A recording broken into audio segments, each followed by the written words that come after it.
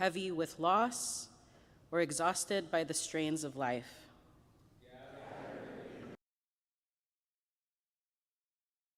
Come, all who are hungry for an end to violence and injustice.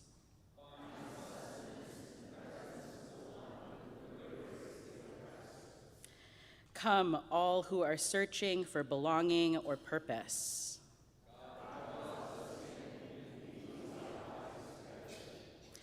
Whatever we bring, wherever we come from, whatever we hope for, this sacred space can hold it all. Beloveds, let us worship God.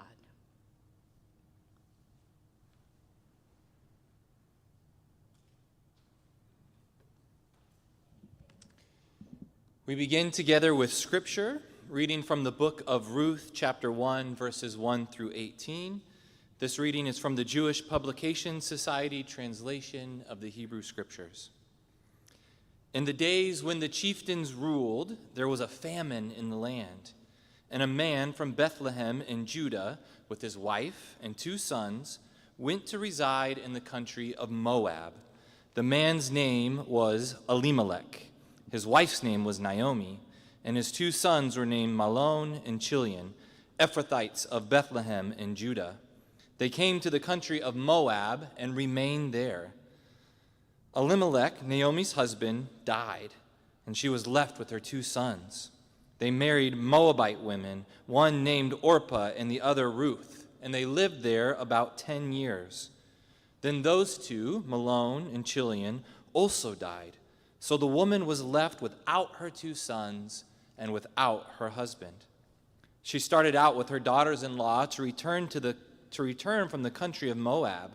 For in the country of Moab she had heard that God had taken note of the people of Israel and given them food. Accompanied by her 2 daughters-in-law, she left the place where she had been living, and they set out on the road back to the land of Judah. But Naomi said to her 2 daughters-in-law, "Turn back, each of you, to her mother's house. May God deal kindly with you as you have dealt with the dead and with me. May God grant that each of you find security in the house of a husband."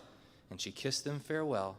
They broke into weeping and said to her, "No, we will return with you to your people." But Naomi replied, "Turn back, my daughters. Why should you go with me? Have I any more sons in my body who might be husbands for you? Turn back, my daughters, for I am too old to be married. Even if I thought there was hope for me, even if I were married tonight and I also bore sons, should you wait for them to grow up? Should you, on their account, debar yourselves from marriage? Oh no, my daughters. My lot is far more bitter than yours, for God's hand has struck out against me." They broke into weeping again, and Orpah kissed her mother-in-law farewell. But Ruth clung to her. So she said, "See, your sister-in-law has returned to her people and her gods. Go, follow your sister-in-law." But Ruth replied, "Do not urge me to leave you, to turn back and not follow you.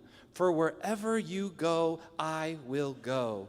Wherever you lodge, I will lodge. Your people shall be my people, and your God, my God. Where you die, I will die, and there I will be buried. Thus and more may God do to me if anything but death parts me from you." When Naomi saw how determined she was to go with her, she ceased to argue with her. A sacred story for people making a way together.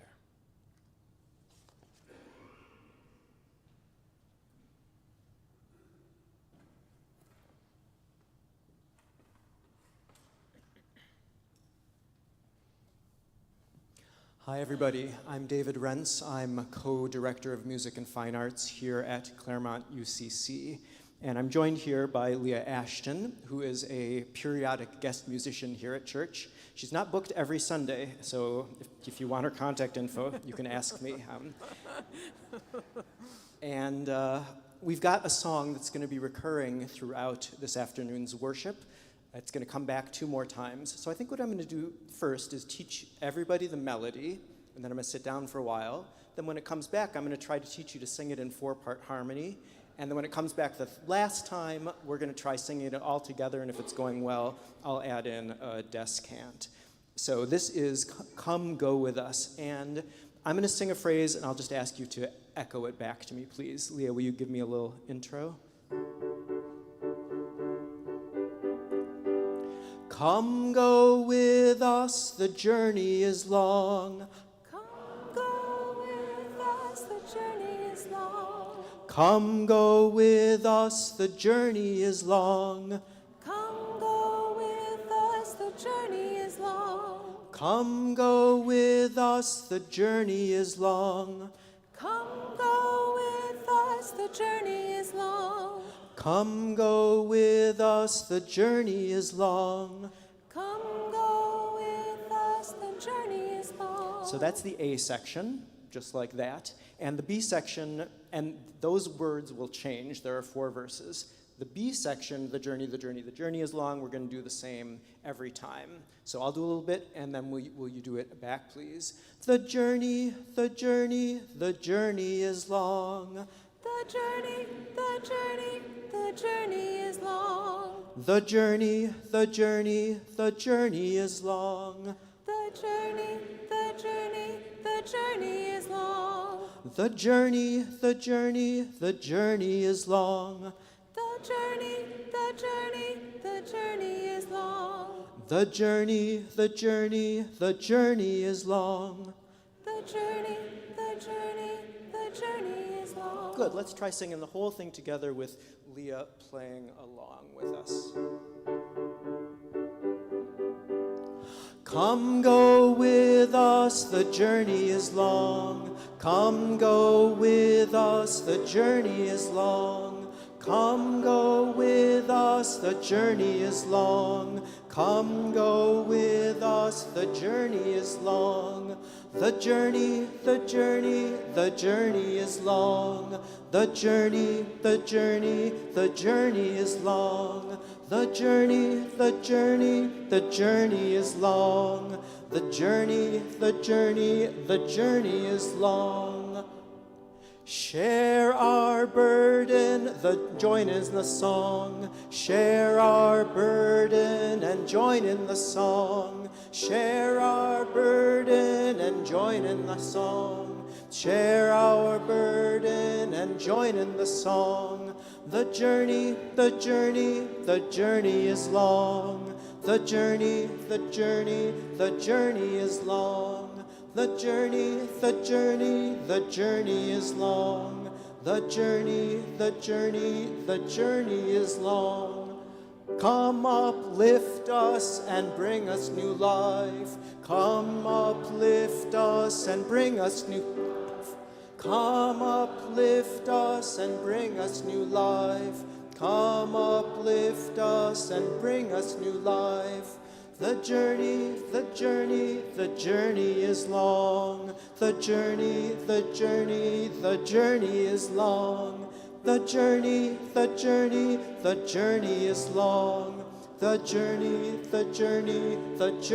is long. Give us peace when the journey is done. Give us peace when the journey is done. Give us peace when the journey is done. Give us peace when the journey is done. The journey is done. The journey is long. The journey is long. The journey is long. I can already hear some of you improvising wonderful harmony, so stay tuned, there's more to come.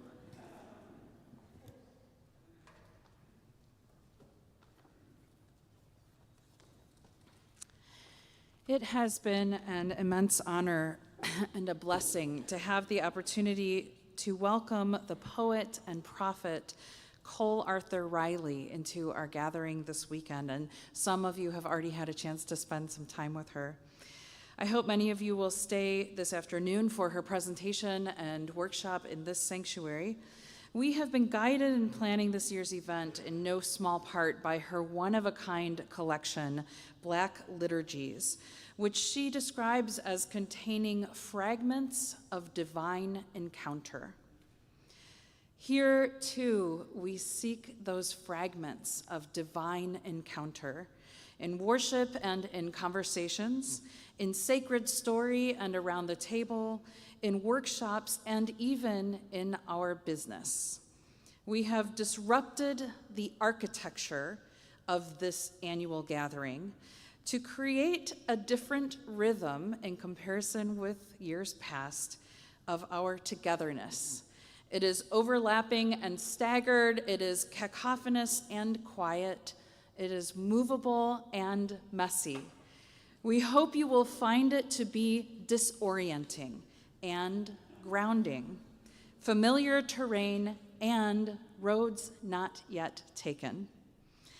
Into the architecture of this entire gathering, we invite another architecture named by Cole Arthur Riley, the liturgical and creative structure of her book, Black Liturgies, in which the repeated elements of this architecture are ancestors, letters, poetry, breathe, confession and forgiveness, benediction, and contemplation.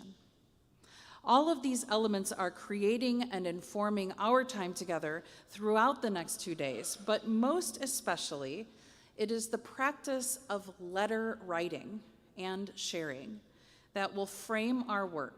And so in place of 2 or 3 longer worship services, we'll experience moments of reflection from several different writers throughout our time together.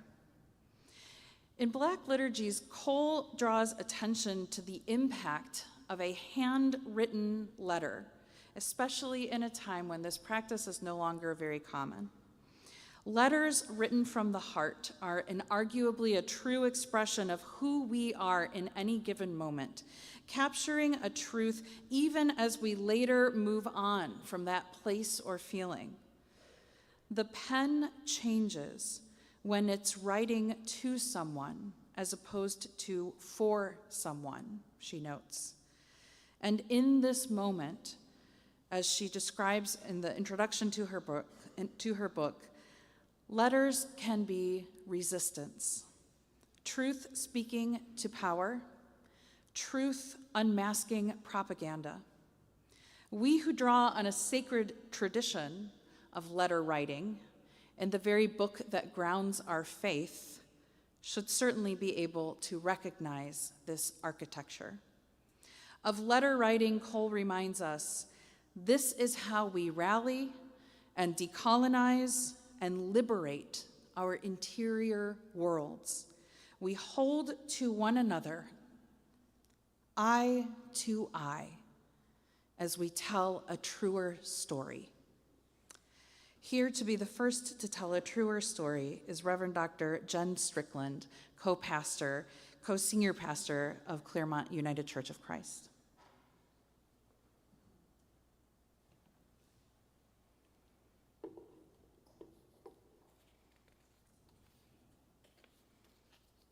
To those who find themselves sobbing uncontrollably in their primary care doctor's office.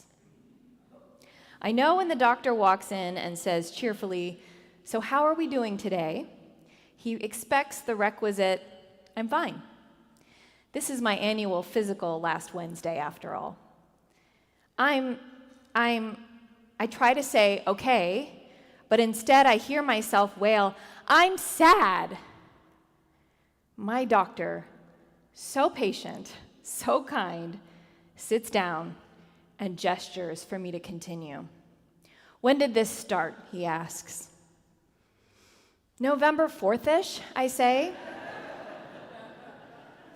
Women are being denied health care, trans rights are under attack, people are being taken off the street and jailed without due process, cancer research and science are being defunded, the stock market is volatile, billionaires are redesigning our country to benefit them further, democracy and decency are decaying, women are being prosecuted for having miscarriages, bigots and racists are coming out of the woodwork, the media is being censored, and then there's Gaza. By now, I am crying so hard, I don't even know if he can understand a word I am saying. He listens well past my allotted 15 minutes, asking all the right questions to see how he can help alleviate this deep, overwhelming sadness I'm feeling. I agree to a full lab workup, but he admits that he expects everything to come back normal. I think you're just a little anxious and depressed, he says. You're a pastor, right? When I confirm this, he looks at me and solemnly nods. We sit in silence, listening to the wall clock tick. Well, he finally says, clicking his pen shut, can I give you a hug? Afterwards, I sit in my car and I ponder what comes next for me, for all of us. And I allow myself to reminisce for a few minutes about the good old days, when we pastors and congregants had time to bicker about the color of the carpet in the narthex and the brand of coffee we were going to serve on Sunday mornings. What blissful, petty arguments we once enjoyed. I'm sure Naomi and her daughters-in-law thought back fondly to the petty arguments they once enjoyed with their husbands, perhaps even with one another. But now they are faced with a new reality and they must decide how to navigate it. Naomi suggests going their separate ways. I would move away if I could. To be honest, I have fantasized about it. There must be some remote village somewhere that is untouched by the global rise in fascism, I keep thinking. And I have done many Google searches to see if this is true, and a number of charming Swedish towns have caught my eye. But deep down, I know that I could never leave my church, my community, my people. As Ruth tells Naomi, where you go, I will go. You are my ride or die. I'm here to stay, come what may. At least we will face this shit together. I'm paraphrasing. I guess what I'm trying to say is that I find the world to be a very depressing, frightening place right now. Maybe it has always been this way, and I, thanks to my many layers of privilege, have only recently been forced to see it. I read John 16 and I think, for God so loved the world? What, like the prehistoric world with just plants and animals? Because I really think we humans are tanking the place. And yet, I come every Sunday to this place, and I offer pieces of bread and tiny cups of juice to wide-eyed children and silver-haired elders, and I watch strangers become friends right before my very eyes. And I listen as adults weep over their trauma that they are finally working through. And I see members young and old pack sandwiches in boxes together to feed the hungry. I witness couples state their lifelong vows to one another with trembling lips right here on these stairs. I confront death in hospital rooms and in living rooms and finally in our chapel as families say goodbye to their loved ones and we all pray together that the resurrection is real.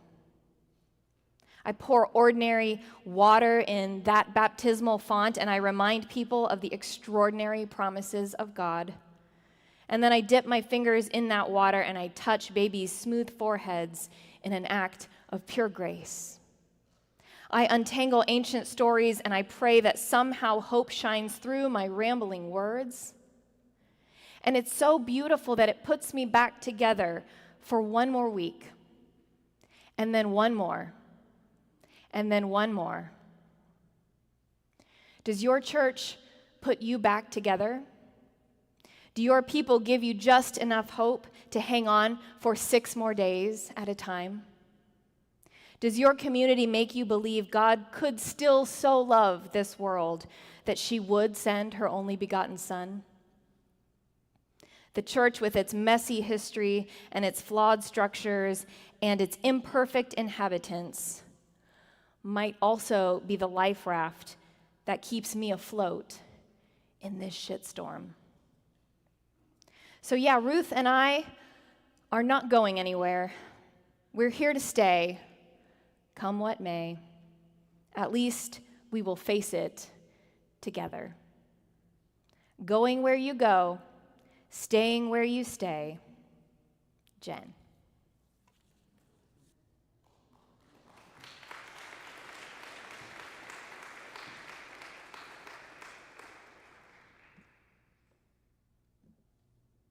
We invite you into a time of reflection and invite you to take a few minutes to ponder one or two of these questions.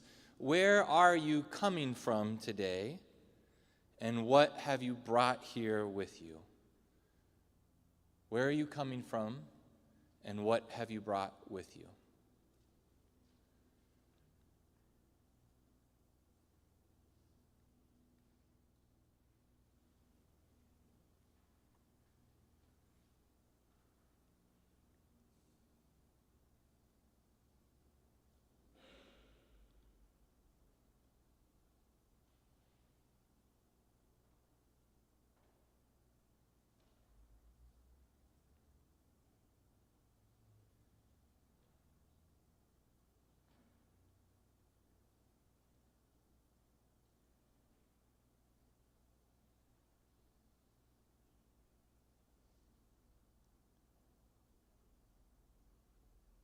For about 5 minutes, turn to someone near you and take turns sharing with each other the answers you pondered to those questions.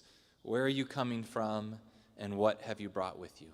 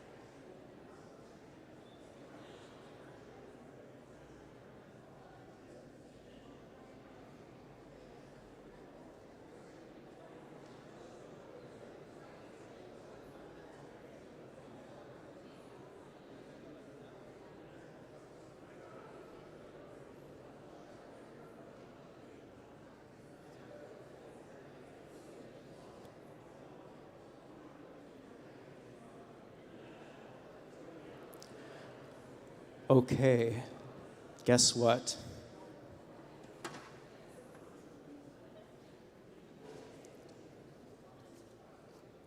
As promised, another round of Come Go With Us, The Journey is Long. I'm going to teach the official part, very simple, beginning with the bass part. How many of you think you're maybe going to sing the bass part? Okay, right on. You have 3 different notes. Can I just have a G, please? I'll sing, then you sing. Come go with us, the journey is long. Come go with us, the journey is long. Come go with us, the journey is long. Come go with us, the journey is long. The journey, the journey, the journey is long. The journey, the journey, the journey is long. The journey, the journey, the journey is long. The journey, the journey, the journey is long. So those are your 3 note spaces. Do, fa, and so. How many of you think you might be singing tenor? Right on, okay. You also have 3 notes. I'll do it, then you do it, please. Come go with us, the journey is long. Come go with us, the journey is long. Come go with us, the journey is long. Come go with us, the journey is long.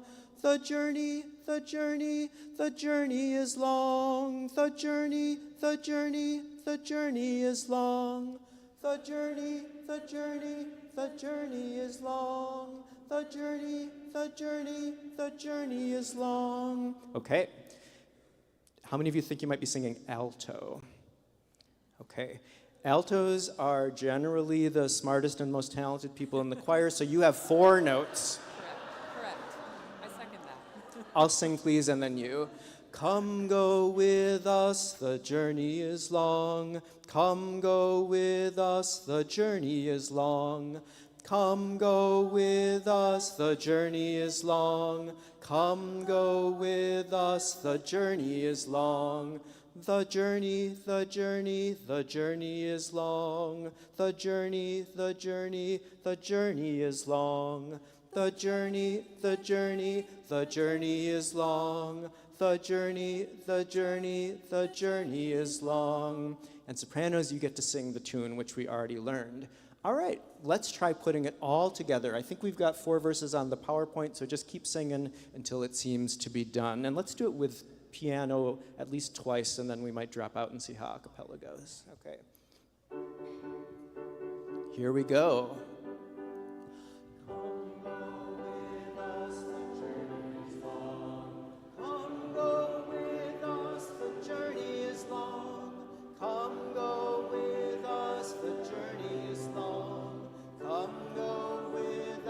The journey is long. The journey, the journey, the journey is long. The journey, the journey, the journey is long. The journey, the journey, the journey is long. Share our burden and join in the song. Share our burden and join in the song. Share our burden and join in the song. Share our burden and join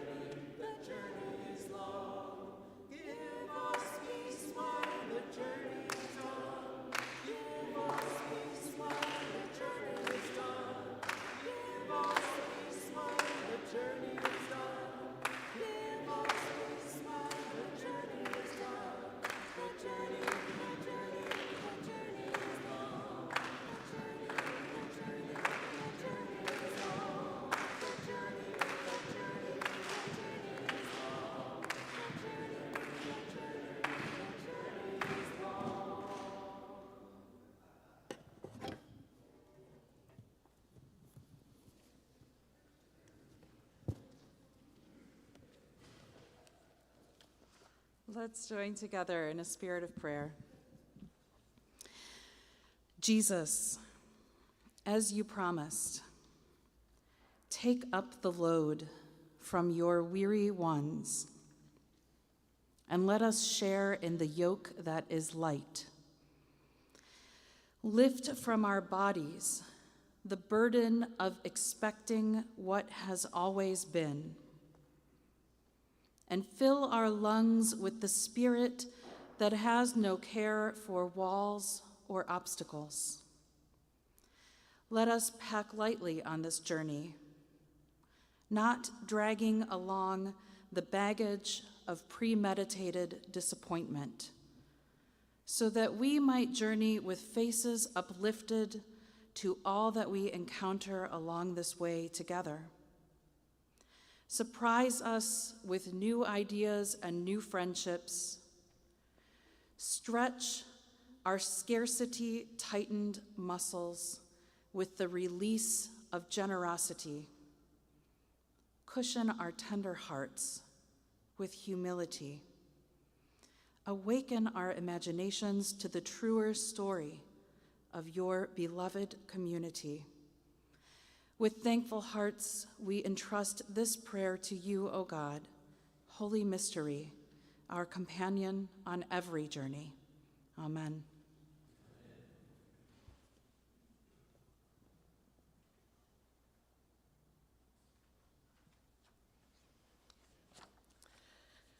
Thank you so much to the amazing worship team. Can we give them a round of applause, please?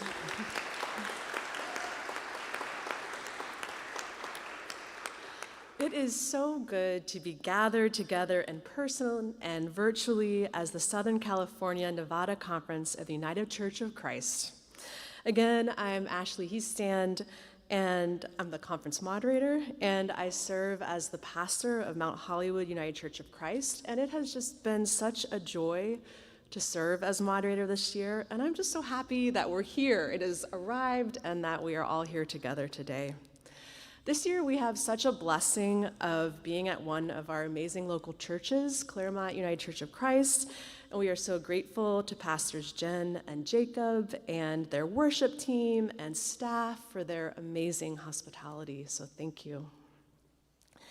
In the midst of what has already been a year of loss and grief for so many, heartbreak, tenderness, pivots, and yes, joy woven through it all, it's even more important that we come together to do what we know how to do, and that is be church.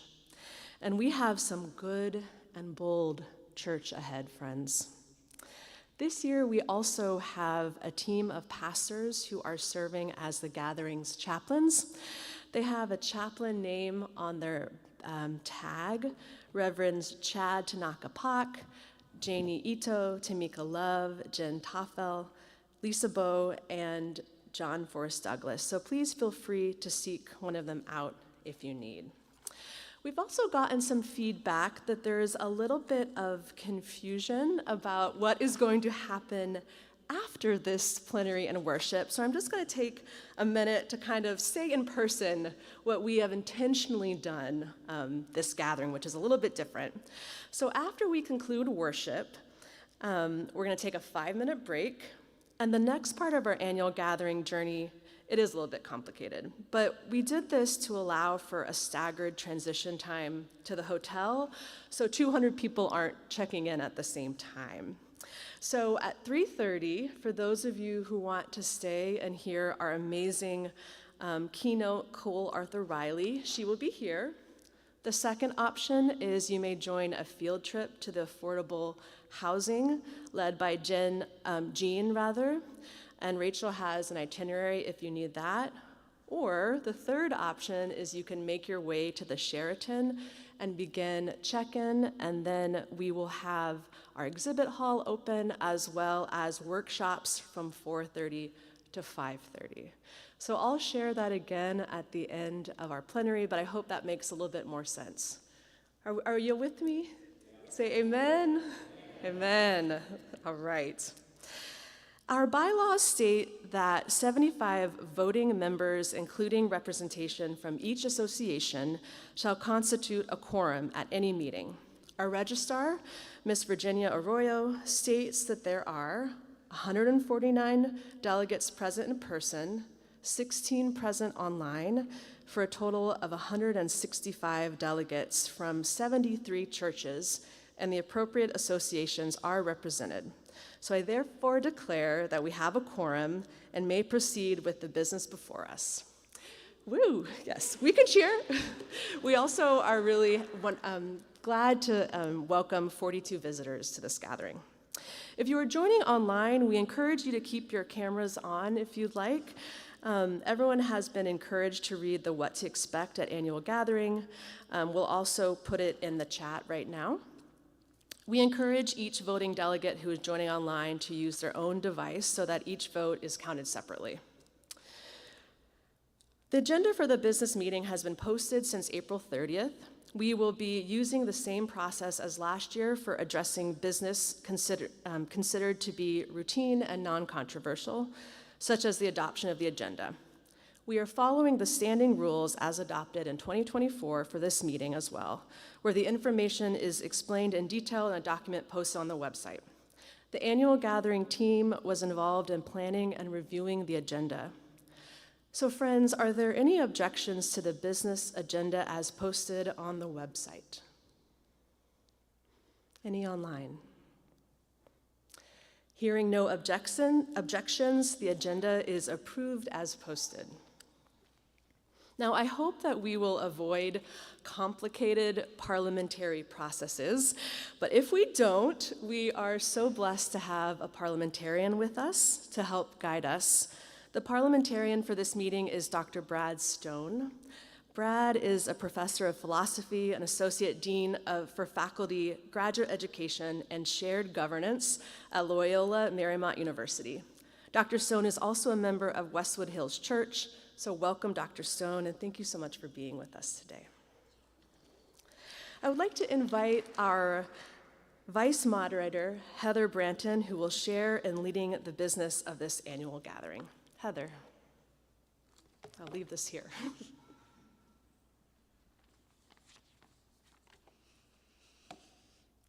What a view. Hello, church. Boy, it is great to be here, and it's great to see all of you here. It is good for us to be able to welcome representatives from our wider church and ecumenical partners who are with us here this weekend. And that includes Matthew Wagner, who is Vice President for Institutional Relationships with United Church Funds, Reverend Richie Sanchez, Regional Minister and President of the Southwest Region of the Christian Church, Disciples of Christ, Reverend Jack Veach, Director of the Office of Church Relations at Chapman University's Fish Interfaith Center, Jess Kim, Managing Director for the Disciples Seminary Foundation, Zach Wolgamuth and Melissa Reese with Church World Service. We also want to let you know that Reverend Dr. Patrick Dugan, who is Executive Director of the Church Building and Loan Fund, had planned to be with us this weekend, but unfortunately he had to change his plans at the last minute due to a funeral. He very much regrets that he's not able to join us, and we hold him in prayer in this time of grief. Reverend Dr. Courtney Stang Tregear, Vice President and Chief Relationship Officer of the Cornerstone Fund, had also planned to be here and had to cancel at the last minute due to illness, but she sends her greetings. We also welcome our keynote speakers and special leaders this weekend. You've heard mention already of Cole Arthur Riley, who is an author, a storyteller, and a theologian, and pretty amazing, I can tell you from a workshop already. We are also really honored to be able to have Reverend Dr. Karen Georgia Thompson, who is our General Minister and President of the United Church of Christ, and Reverend Dr. David Vasquez Levy, President of Pacific School of Religion. Now, I don't see that they are in here, and that is because they are here, but they're not in here right now, because they are the chair and vice chair of the Church World Service that's currently having a board meeting. So nothing like overlapping schedules, but we will all get to experience their presence and leadership and really have rich opportunity with them this weekend. It is, we are especially grateful to have the opportunity for connecting and collaborating as we continue in partnership for disaster response and recovery. In the early stages, believe it or not, of a very long journey rebuilding in the wake of a major wildfire disaster in LA County this past January. So are there any objections to granting voice without vote to our ecumenical guests, to our staff from the national setting of the UCC, and from speakers who are not members of this conference? Any objections online? Hearing no objection, all of our guests and ecumenical partners just introduced are granted voice without vote for the meeting. Thank you all for joining us. And now I want to call your attention to and welcome our mission partners and conference-connected ministries who have exhibits. They include Inland Abundant Housing LA, and Housing California, the Conference Accessibility Team, Pilgrim Place, Pilgrim Pines Camp, Peppermint Ridge, Octavia's Bookshelf, Pacific School of Religion, and Montebello Plymouth Congregational Church. You will also find exhibit tables from the ministries of the national setting and ecumenical partners that I mentioned earlier. The exhibit tables will be set up at the hotel this afternoon, beginning at 4 o'clock in the pre-event space outside of the ballroom, as well as tomorrow morning, and we hope that you will take the opportunity to visit one-on-one these guests and partners in ministry. We give a great thanks to all of our exhibitors who are joining us this weekend.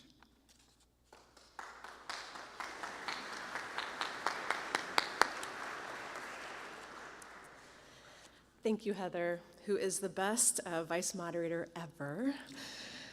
In preparing for the annual gathering, I know that we all read the document and studied it very hard about how we will proceed with recognizing those who wish to speak and how we will proceed with the voting in this hybrid meeting. We have already used the more expedient method of processing non-controversial items on the agenda, but we will need to vote at times, but at times there may be significant discussion. Before reviewing how voting will occur, let me remind you that all authorized ministers with standing in the conference are voting delegates, and each church is granted at least 2 additional delegates. All voting delegates online, please display your name and congregation on your screen. First, a quick review of the standing rules. The standing rules allow 2 minutes for a delegate to speak. The standing rules also state that any registered visitor who is a member of a local church has voice without vote. A non-delegate member or registered guest may speak to an item of business for no more than 2 minutes, provided no delegate is waiting to speak to the same item. Now let me review now how the discussion will proceed. I will recognize 2 in-person delegates who wish to speak, 1 pro, 1 opposition. Then 2 delegates who are attending virtually will have the opportunity to do the same, 1 pro, 1 opposition. Delegates attending virtually will indicate their desire to speak in the chat to Ellis or Aiden, who are monitoring the chat. In the appropriate order, Ellis or Aiden will read the question on their behalf. Now voting. I will ask for a motion, and only delegates may make motions when the motion is made and a second, if needed, has been entered.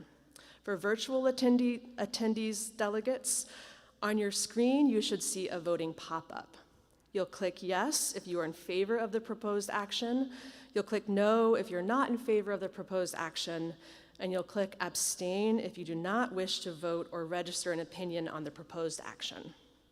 While the virtual attendees are voting, I will ask for a voice vote from in-person attendees. After the voice vote has been registered, I will ask Ellis to show the results of the poll. I promise it sounds more complicated than it is. When the results of the poll are shown, as moderator, I will make the call about the passage or defeat of the motion. If the vote seems to be close, or if anyone requests it, we will do a hand count of each voting delegates, both online and in person. So we're going to do a practice vote, friends. And this is a very, very important question. So everyone online should see the poll, and the rest of us will vote using our voices. Here's the motion. Fried pickles shall be officially recognized as the most superior appetizer. Because nothing says I have excellent taste and zero regard for my sodium intake like battering and deep frying a vegetable that was already preserved in salt. Thank you, Ellis, for this question. So if you are online, you should see it pop up. And for those in the room who vote yes, say yes. Okay, we have some pickle lovers. All those opposed, say no. No. All those who wish to abstain to the sample motion, please raise your hand. We have a couple abstainers in the back who cannot answer this question. Now for those who have been voting online. We have the poll.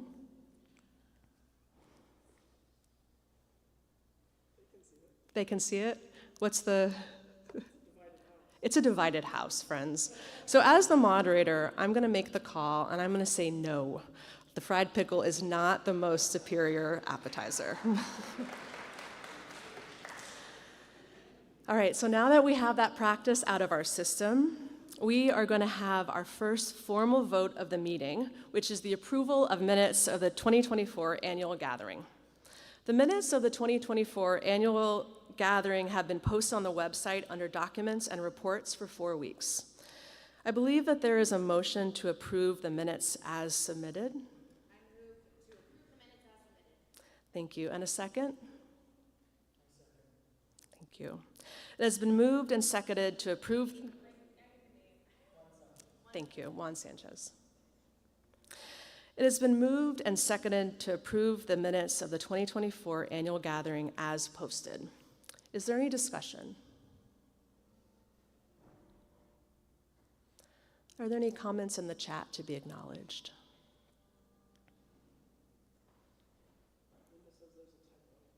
There's a typo, okay. In the minutes?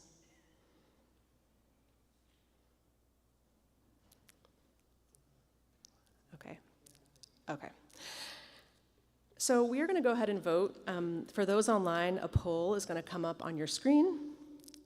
Click yes if you're in favor of the proposed action. Click no if you're not in favor of the proposed action. And click abstain if you do not wish to vote. For those in the sanctuary, all in favor of approving the minutes of the 2024 annual gathering as posted on the website, please say yes. Yes. Opposed, say no. Abstentions, please raise your hand. Okay. Can we please see the result of the polls for those online?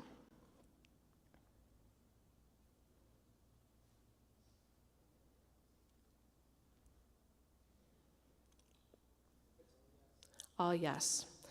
So I hereby declare that the minutes of the 2024 annual gathering are approved. Now we have come to our second formal vote of the meeting, which is the amendment of our bylaws. The changes have been posted on our website since April 30th. In addition, we have held 2 Zoom sessions to address any questions on the budget and the bylaws amendment. To briefly summarize, the amendments to the bylaws address 3 primary topics.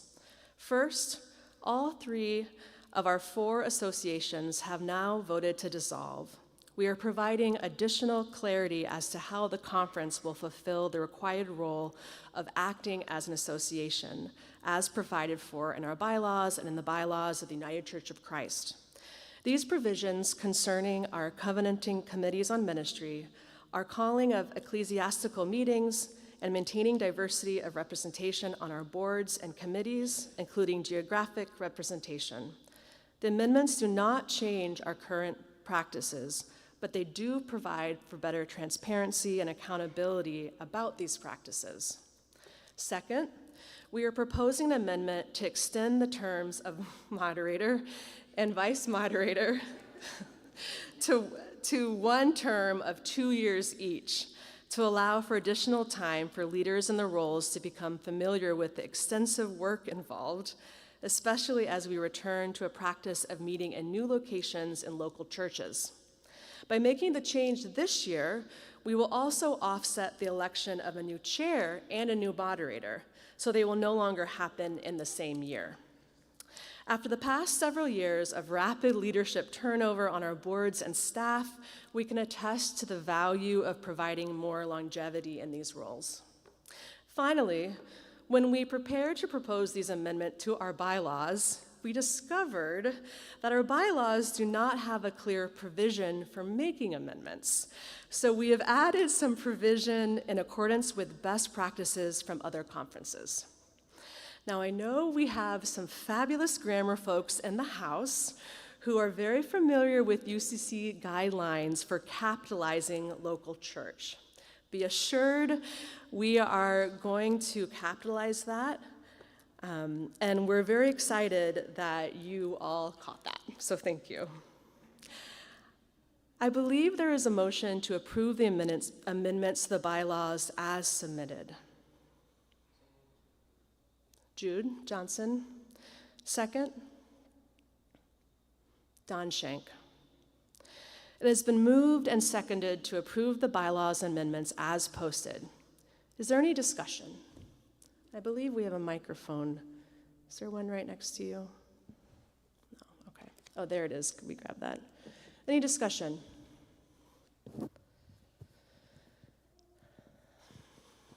Any discussion online?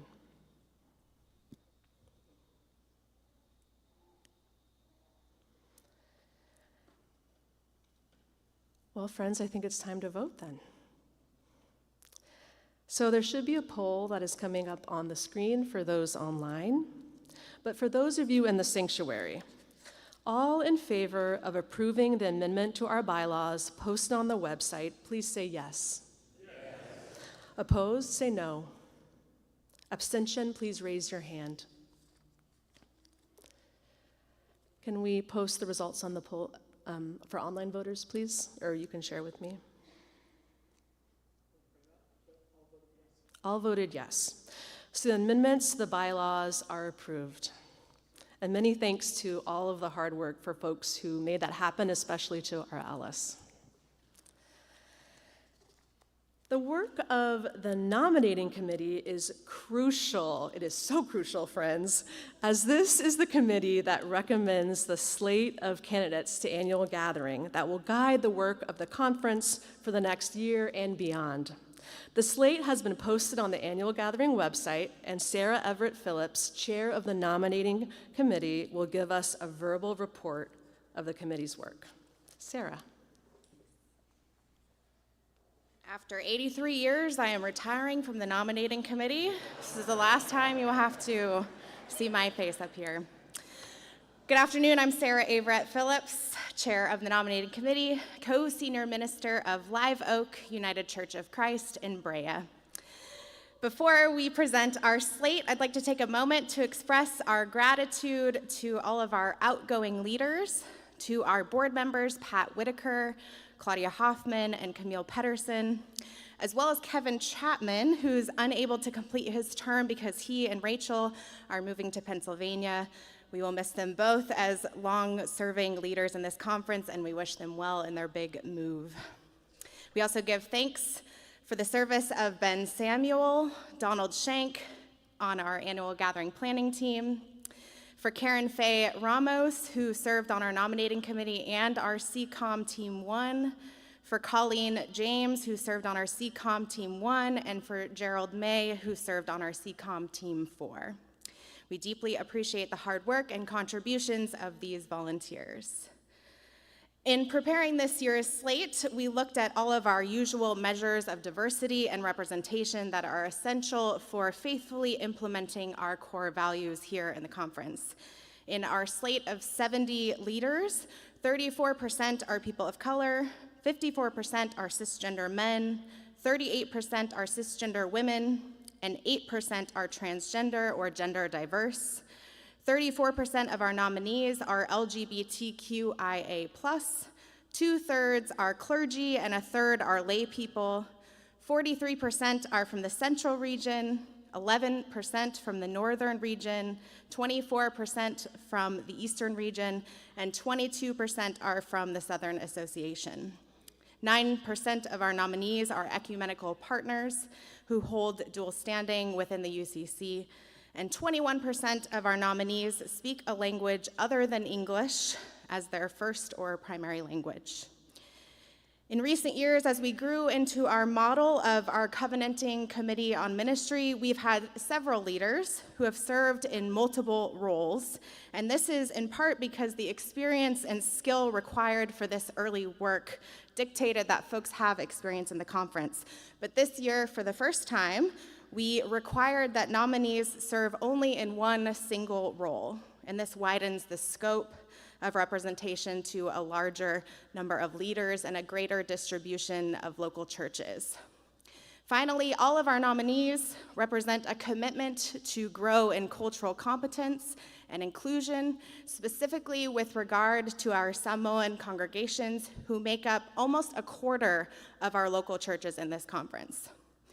On our slate, you will see that our board of directors includes a position shared by the Reverend Ailau and Mrs. Doris Tafeono, which is a provisional way for us to try recognizing the Samoan roles of Fafeao and Falatua, often translated as pastor and pastor's wife.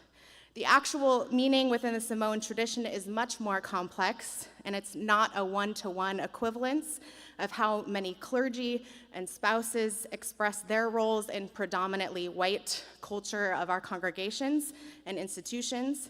And so as we live into a more complex, multiracial, multicultural expression of our churches, we include welcoming practices that might not be a part of our documented institutional history and how they present in our community. So we hope that you will consider this new proposal as a way to try something new in the way of openness to more inclusive practices.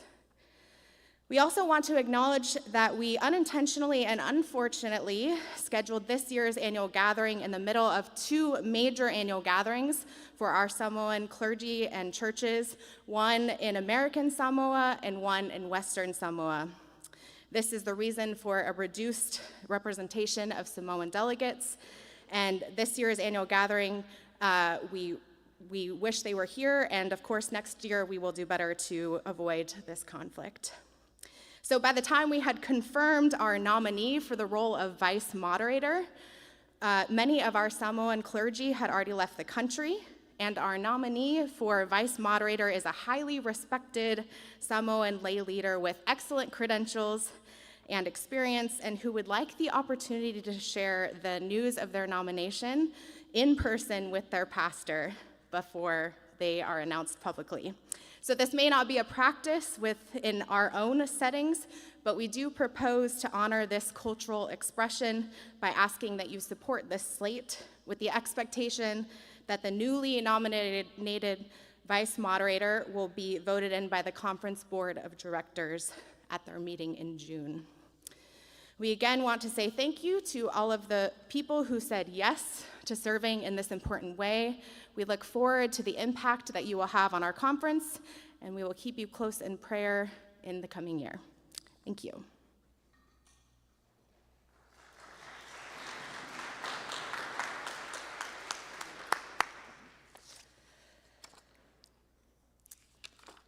To no one's surprise, One of the most difficult positions to fill in any conference is the role of treasurer. We are so fortunate that Ken Roberts has the expertise and was willing to step into the role 2 years ago. And he has been busy as he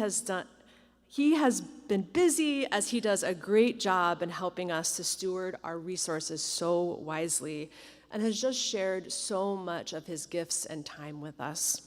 This afternoon, Ken will give us a financial report and introduce a revised budget for 2025 and a proposed budget for 2026.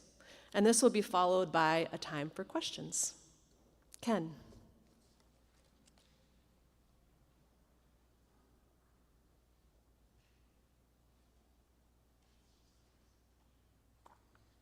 Thank you, Ashley. Got my name up there too.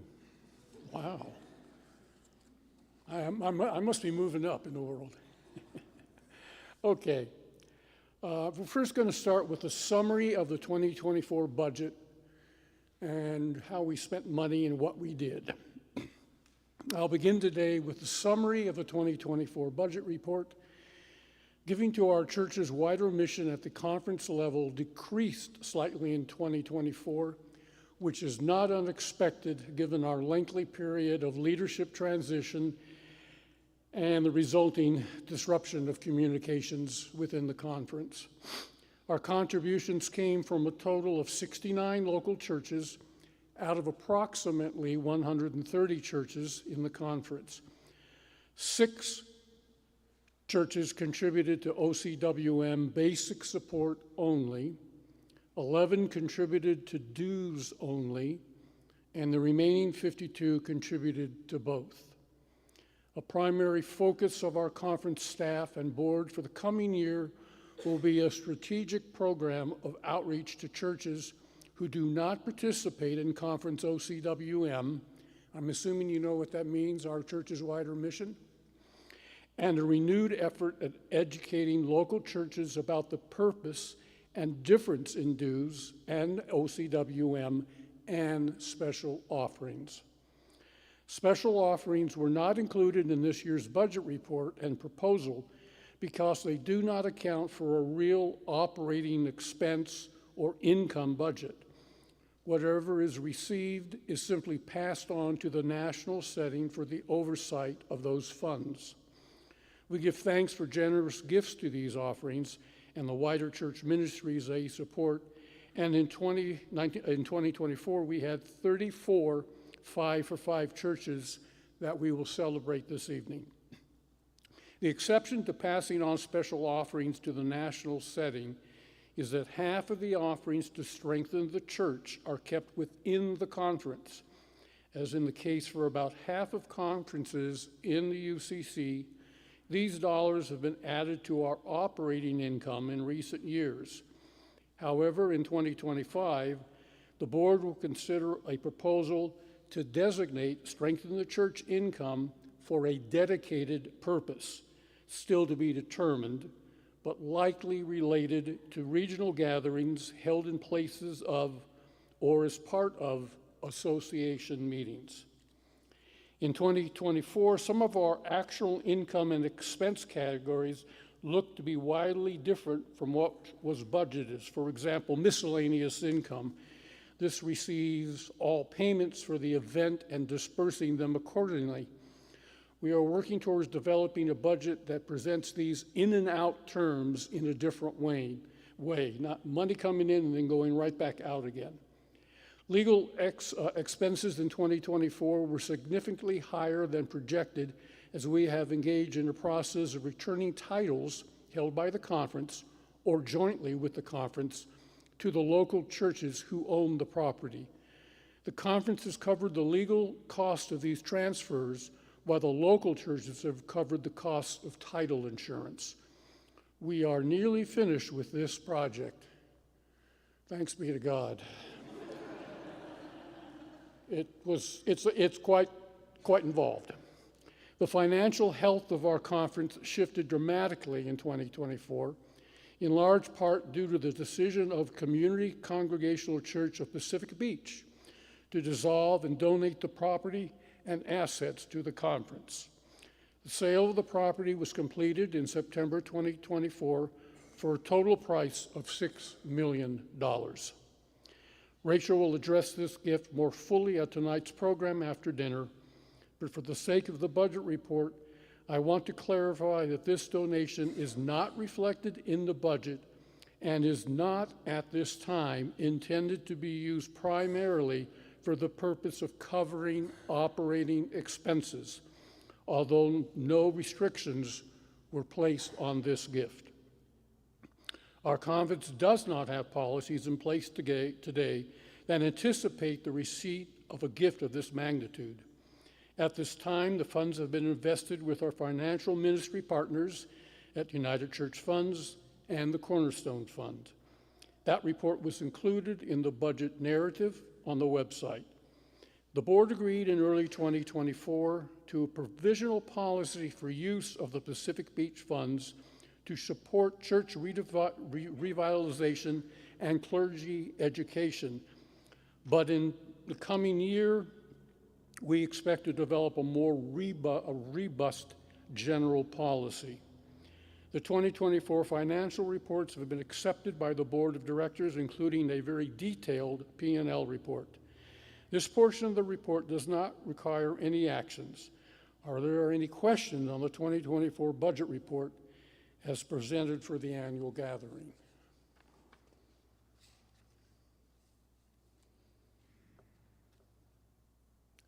Okay, thank you. So now we're going to do a summary for the 2025 revised budget. And this is the first time in my memory we are coming to the annual gathering with a revised budget for the current year. While it is true that budgets are a guideline and that expenses may vary, the variance expected for this year is considerable enough that the board of directors has agreed to seek a vote of the conference. In terms of income, we were surprised at the first quarter of this year when 2 loans that were not due until January 2026 were suddenly paid off by the borrowers in the amounts of around $775,000.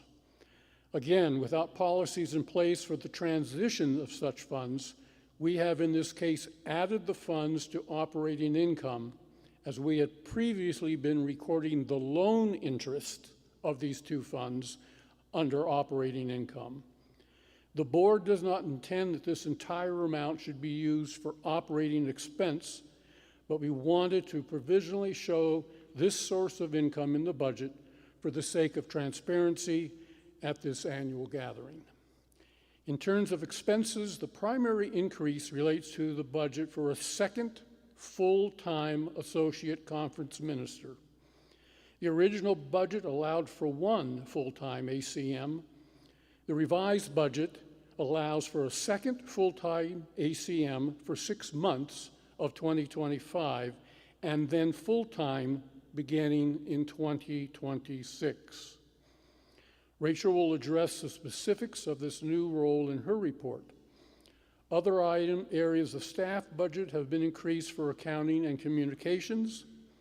And finally, some large catch-all categories for program expense and mission expense have been eliminated in favor of a significantly clearer system of tracking what we are calling conference ministry staff visits.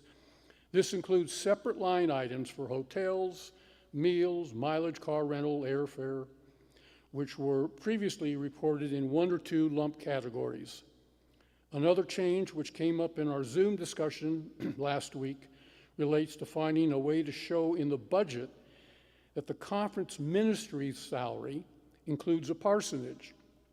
What we have settled on at this time is the total salary basis, which for 2025 will be $140,310, followed by a negative number in the expense column designating the parsonage. The conference owns the parsonage, and the actual cash amount paid for the conference minister's salary is $94,710. Oh, there it is. I'm sorry. So let me go back a little bit. No, it is correct. By a negative number on the expenses designating the conference parsonage. So the actual cash amount paid for the conference minister is $94,710. However, the salary plus the parsonage valuations are used to determine pension and other benefits. And this is a IRS way of we have to designate the separation of the two. In general, we are working to move away from showing income that we intended to zero out, which includes fees for annual gathering, clergy retreats, and many other types of programs, some of which are only occasional, such as the Western Regional Youth Event. We have not completely accounted for this shift in presenting the budget, so there are items under expense that we pay ourselves back for out of grants or special funds, but this is not fully reflected on the income side. We do not have the capacity to complete this shift in time for this year's annual gathering, but it is a goal next year to have this taken care of. In this vein, the special offerings are presented in a detailed report, but not as part of the income and expense report. When this budget is brought for a vote tomorrow, we will vote on the revised budget first, and then we will separately vote on the 2026 proposed budget, which I will give you next. I know it's long. Are there any questions on what I've just talked about as far as revising this year's budget to accommodate, basically to accommodate a second full-time ACM, which this conference has needed for a long time? Yes.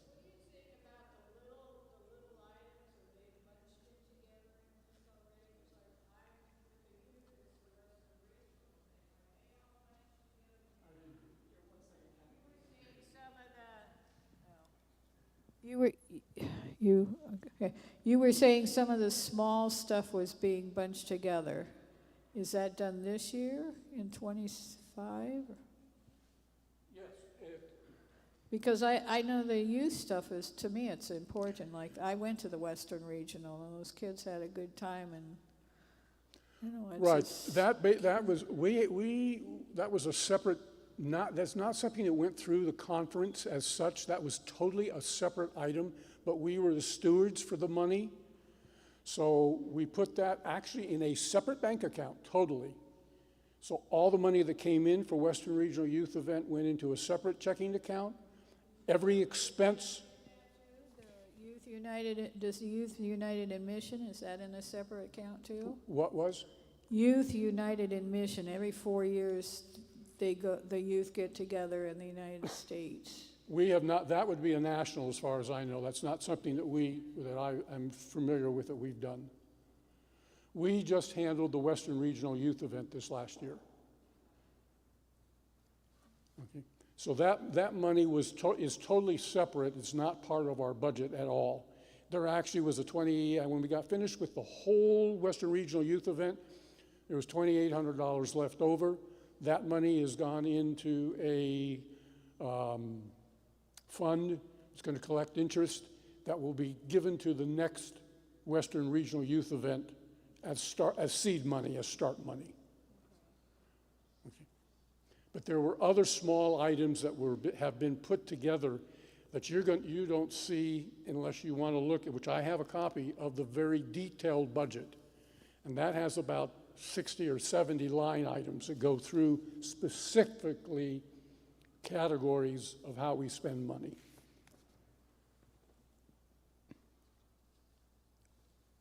Okay. Thank you. Okay, summary for the 2026 budget, proposed budget. The OCWM, our Church's Wider Mission that I talked about before, represents a major increase in 2026, which is our goal of conference minister is urging us to strive for and take seriously. We are already in conversation with some churches who have the capacity to go from giving zero to giving as much $15,000 per year. We are hearing positive feedback from local churches who see the work we are doing and are inspired by a new sense of mission. In each of the churches who do not contribute to OCWM, if they would give $1,500 a year, we would easily meet our income budget for OCWM. As we move from almost no stewardship conversations at all to a comprehensive stewardship strategy with staff support, we have faith that we can meet this challenge of increased giving from our local churches. At this time, the cost of increased compensation and costs for additional staff will be supported primarily by draw-on investments, which continue to perform well. However, even if we paid the entire additional cost of salaries out of investment principal for the next 3 years, we would still use less than 5% of our principal based on current investments, and not accordingly for values of other assets, accounting for other assets such as property that we own. One minor change that we have agreed to in the last board meeting, and that was updated on our website last week, is to shift in the expense budget for property maintenance from $4,000 to $10,000. Most of our other expense categories are conservatively high, and this category felt like an inconsistent outliner. So it was increased to allow for potential repairs or maintenance on the parsonage. And that's exactly what that is as far as property maintenance. It's maintaining the parsonage in Ventura. In general, what you can see in this budget for 2025 is a move towards transparency and clearer accounting practices that is still in the works. Our board volunteers and staff have spent a tremendous amount of time and effort moving in this direction for the past year, and there is still much work to be done. While it might be easy to focus on what is left to address, I would like to take this opportunity to offer thanks for how far we have come and for the diligence of so many people in helping us to get to this point. It's been a lot of work. Thank you.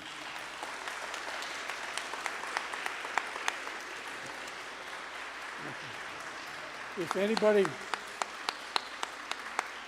I do have a copy of the complete P&L, just one copy, but if anybody would like to get with me and wants to look at it, it's certainly available, and we can go over it line by line if you'd like to see that information. Thank you so much, Ken, for your labor of love. There is a special place in heaven for conference treasurers.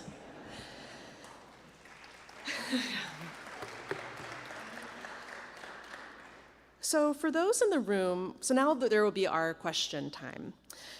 So I'm going to facilitate the questions, and we'll alternate between in person and virtually using the process that we described earlier. First, we'll start with 2 people in the sanctuary and then 2 persons online. Ellis will give me a wave, and Sarah will be walking around with our microphone. So for those of you in the room, if you have questions, raise your hand, and you'll be given 2 minutes each or less to speak, and then we'll go to online folks. If you are online and wish to speak, please type in the chat with Ellis so that they can read your comments aloud. Or if you'd like to share your comments verbally, we might have a way to do that as well. So what are your questions, friends? 2 folks here in person.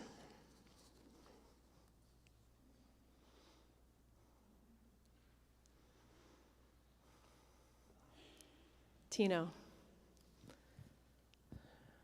Does the 2026 budget allow an increase in pay for our conference minister? She has done an amazing job in just the amount of time that she has been here. Ken, do you have an answer to that? It's automatic that we increase that, and there's also an increase for our other staff. And yes, cost of living at least. It should be more than that. Actually, there was a cost of living to a couple of our Virginia and so on that are in the office. That did not happen for Rachel last year because she was only with us a short time before that. But that's automatic this year. Thank you, Ken. One other question for those in person. Madison. With all due respect, I don't think that answers the question that was just asked. The question, if I understood it, was, is there room in the budget to give our conference minister a raise in this budget now? The cost of living that you referred to would be effective in the following year, I presume. And the real question is, does this body have the right to change the budget? Because what you vote, if you made a motion to increase it X number of dollars, it would be up to this body.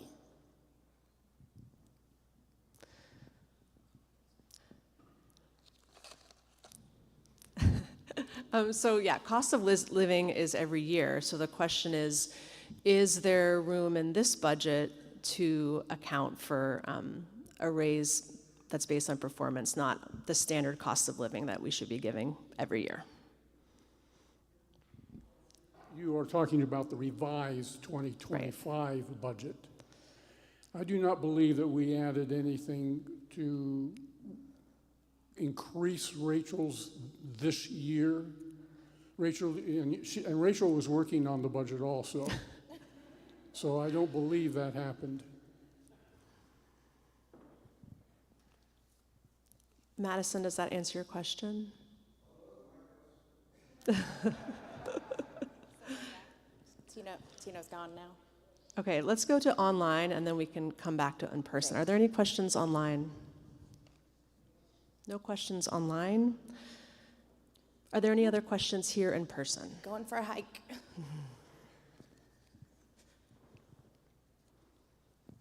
Ken, you talked a little bit about the fact that our investments give you some confidence in our kind of negative net income. I wonder if you could talk a little bit about our balance sheet and our investment strategy as it stands. And I know I've at least heard that we're kind of thinking more about that. But if you could talk about kind of our current state, what does our balance sheet look like, and what does it contain? How are we investing things? Can you identify when you're speaking? I think that was Stephen Colon. Thank you. We invest mainly in both the United Church Fund and the Cornerstone Fund. Cornerstone Fund is, now they call them term notes, CD. We've got about $4.5 million in various 7 or 8 long-term investments, giving anywhere from 3 to 5% on those. The United Church Fund is totally, and it was the same thing, about $4.5 million.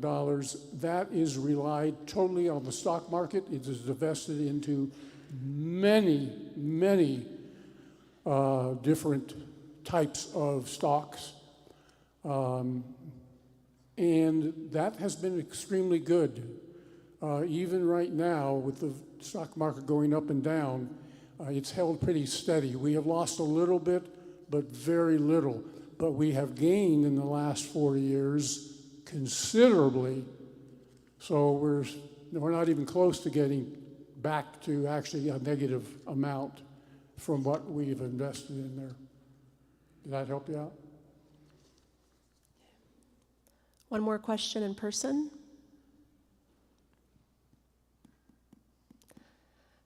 Any questions online, Ellis? Church, thank you so much for your questions. I think this is actually a perfect time. First, let's just take a breath, maybe stretch our fingers. If you need to take any sort of break, please do that as you need. And I think that based on our questions, and if you've met our conference minister, she has been doing 2.5 people's jobs for the last year, and has visited many of our churches, and we're just so grateful for Rachel. So can we take a moment to give her a round of applause, which she hates, but I have to do it.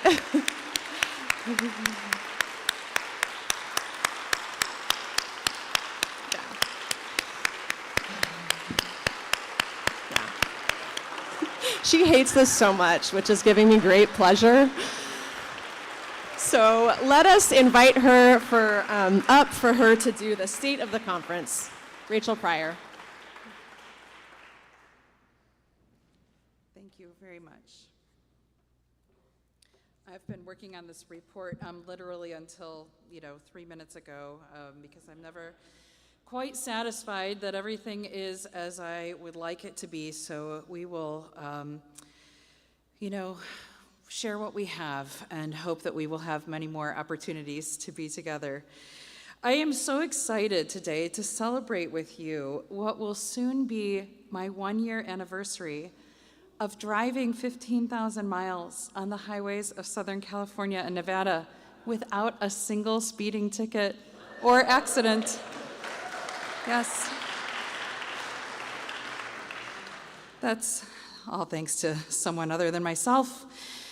Coincidentally, it will also be the 1-year anniversary of my time with this conference. And despite the challenges and the grief that we have faced together over the last year, it has also been, without question, the most inspiring and the most meaningful year in my 20 years of ministry. And I want to start out by saying thank you for extending this call to serve among you, and thank you for your continued welcome and collaboration in our work together. We are a remarkable conference, and I could not be more excited for what lies ahead for us together. It is a blessing to be able to both open and close my remarks today with a series of thank yous. So what I do not enjoy for myself, I will now inflict on others.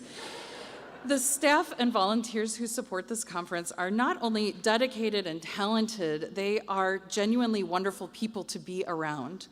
Hopefully they will continue to also feel that way about me after the whirlwind of the first year we've had together. You just heard from Ken Roberts, and I think you can see how much time and attention to detail he offers, how many hours he spends on behalf of this conference. But what you don't always get to see is how kind and patient, how he will wait and explain things multiple times, how deeply devoted he is to his own local church and to issues of justice and love and radical hospitality. He is motivated to do this work because of his faith in a way that has been my honor to catch some little glimpses of in our interactions. But I know that he is also, at this very moment, already reaching his upper tolerance for having someone say nice things about him in public. So will you please put him out of his misery by thanking him one more time?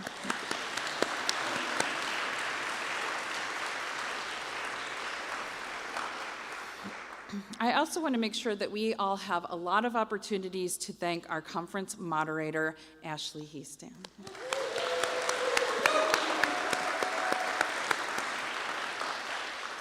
Ashley may be regretting the decision to change the bylaws to allow for a second year in the role. I think you can appreciate all of the elements of creativity and preparation that you can see are part of this event.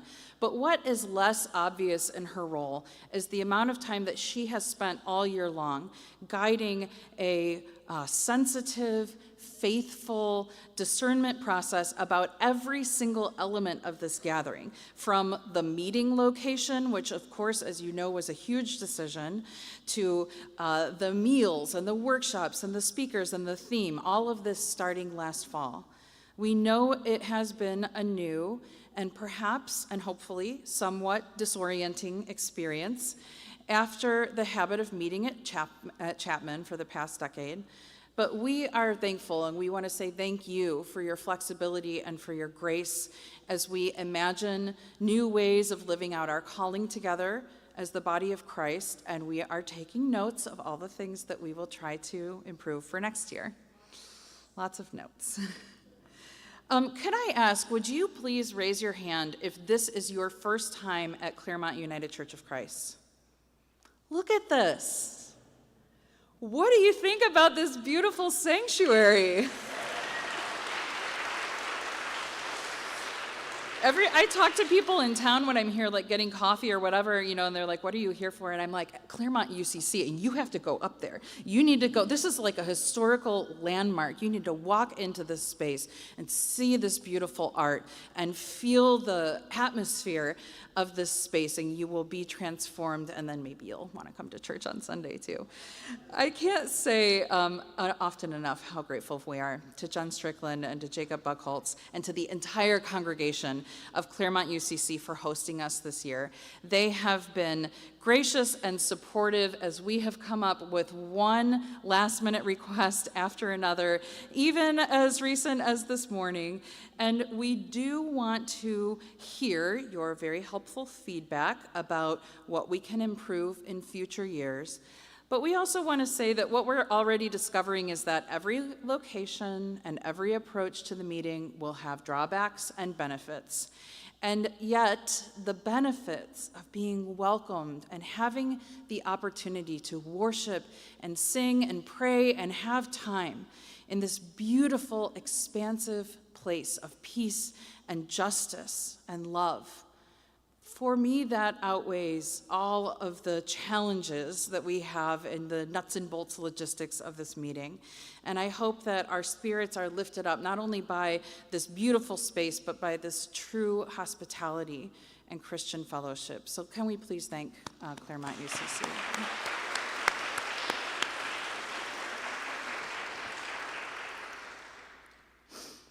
We may yet set a record in the coming months for most number of conference staff in a single calendar year. And I don't know if we're, proud of that or not. It is what it is.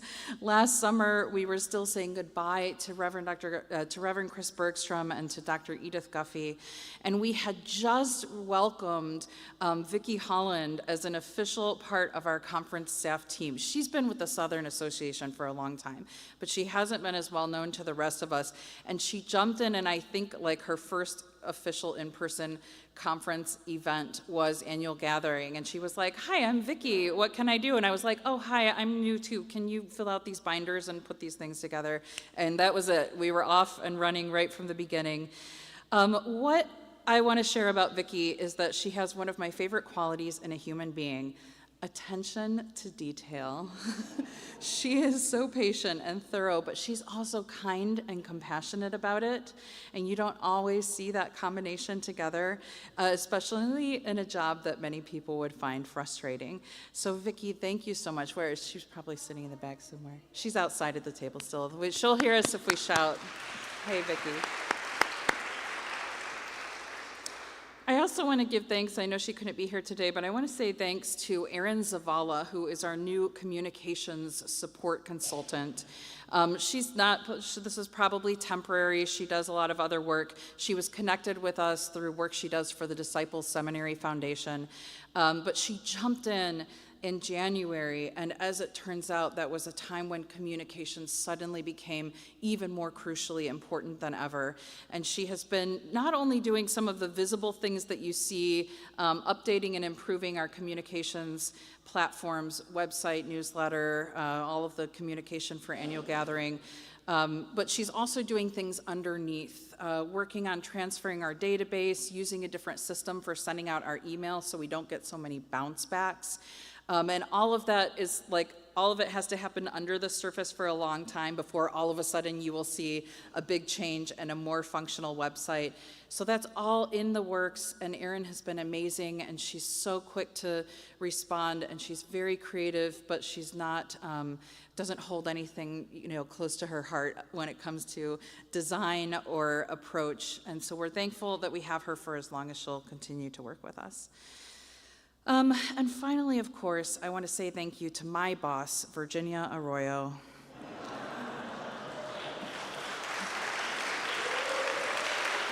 I'm sure she's outside.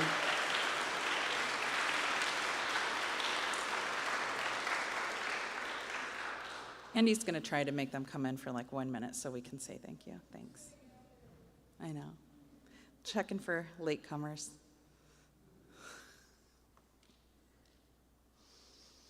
Thanks, Vicky.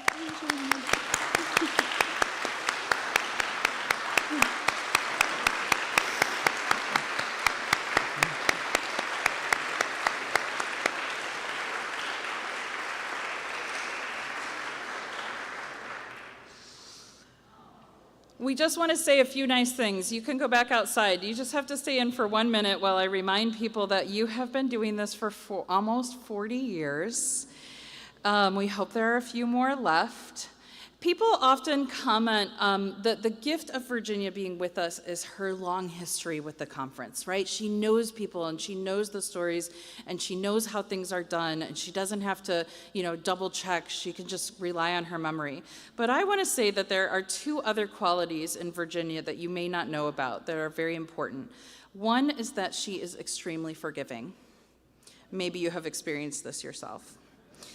And the second is that in my entire life, I have not yet met someone who is able to keep things confidential the way Virginia does. So thank you, Virginia, for patiently waiting for me to figure out this job. Thanks.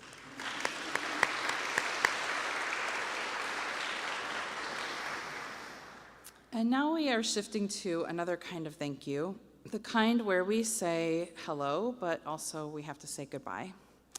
When I arrived, Reverend Ellis Arnold, where are they? Thank you, agreed to provisionally stay on board for a couple of months as our transitional associate conference minister until we could call a new ACM. You may have noticed that they are still here. So much of what we have done in the last 12 months is rooted in the questions asked with authentic curiosity. Are we doing something because we have always done it that way? And is it the most faithful way for a new era? Ellis guided this conference even before I arrived by asking these types of questions of our committees on ministry and our various association structures in a way that very few people would have the expertise and the patience to imagine and coordinate. And when it was time to post an associate conference minister job description, we approached it in the same way. We asked, what would it look like to imagine the kind of ACM we would need for the next 10 years and not the kind of ACM we have needed for the past 70. The thing about asking these kinds of questions is that it takes a lot longer than just doing things the way we have always done them. We were cautious and deliberative. We interrogated our assumptions and our biases. We posted our job description. We scheduled interviews. And then a wildfire disaster unprecedented in this nation's history took place in January. So we rescheduled those interviews that were set for that very week. We reimagined, we regrouped, and over again, we went back to Ellis and we said, could you just stay for a little bit longer? And they said yes. To our new ACMs, I want to say the bar is set very high for you. And not only in terms of what it is, what that means as far as dedication and expertise, but also in the terms of the sense of humor and in the size of the eye roll. So Ellis is offering lessons. Ellis will be completing their role, and there is no more room for extension. Ellis will be completing their role with us by mid-August.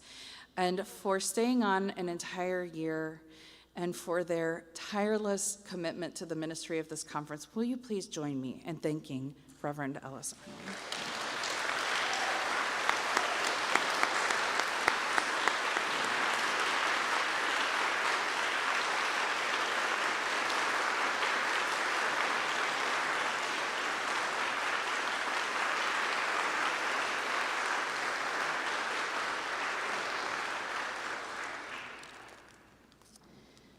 You also have to receive this gift, and I want to be able to actually open it so you can show it to people, because I'm super proud of myself for finding this.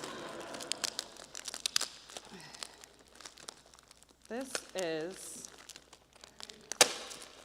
here, you can pull this out carefully.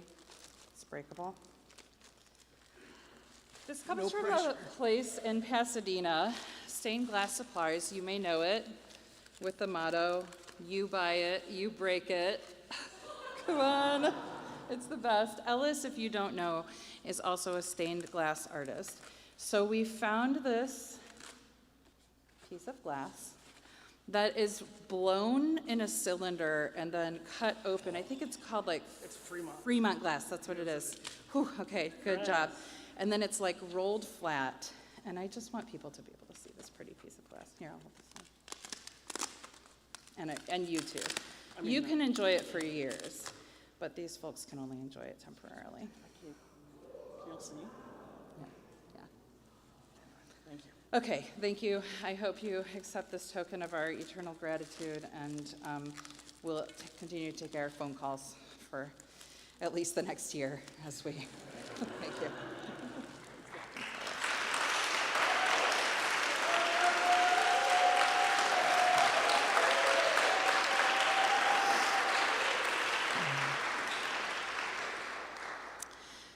In the prayerful process of those ACM interviews, we came to feel that we had not one, but two candidates whom God was calling to the work of this conference for very different but equally important purposes.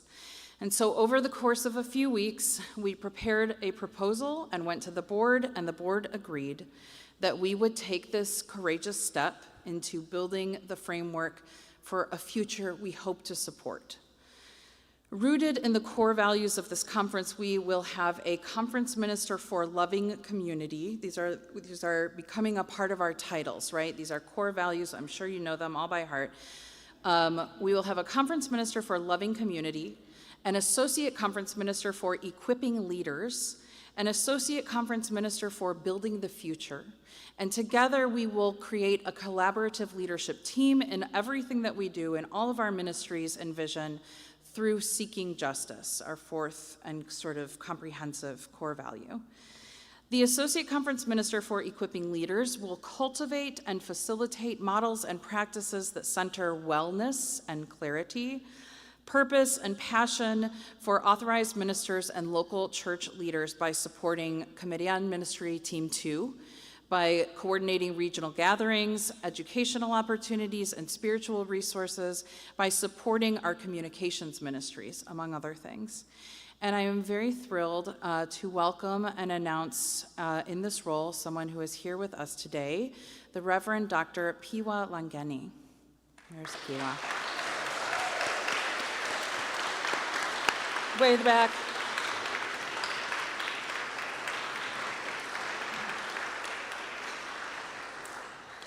Some of you may already know Piwa, who will officially begin this role on Sunday. They're still technically not on our payroll, but kind of that's why I wasn't sure if they would be here. Lots of other meetings are still going on.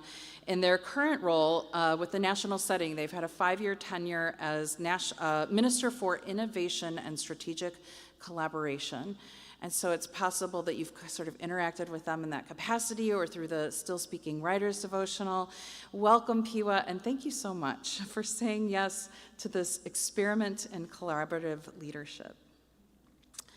The Associate Conference Minister for Building the Future is a role that has been like fermenting in our imaginations and in our conversations and in our hearts, actually even before I arrived. In the experiences of growth and of closure, and in the reality of the challenging logistics for our local churches that we face as nonprofits in an ever more complicated legal and financial landscape.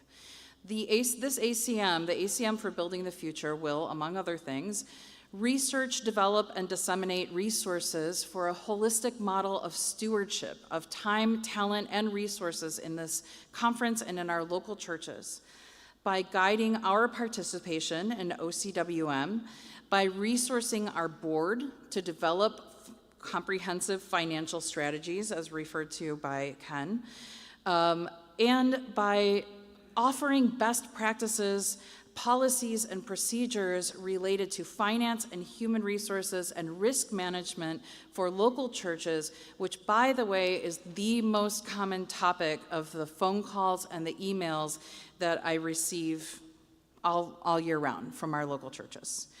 Perhaps most importantly, this person will also be the primary resource to accompany our churches along the journey of legacy discernment, knowing if and when it is time to close a church and to complete a ministry and to liberate those resources for future ministry. And so I am also very excited and thrilled to welcome, I hope someone who is also in this room right now, from our very own SCNC, Reverend Chad Tanaka-Pack.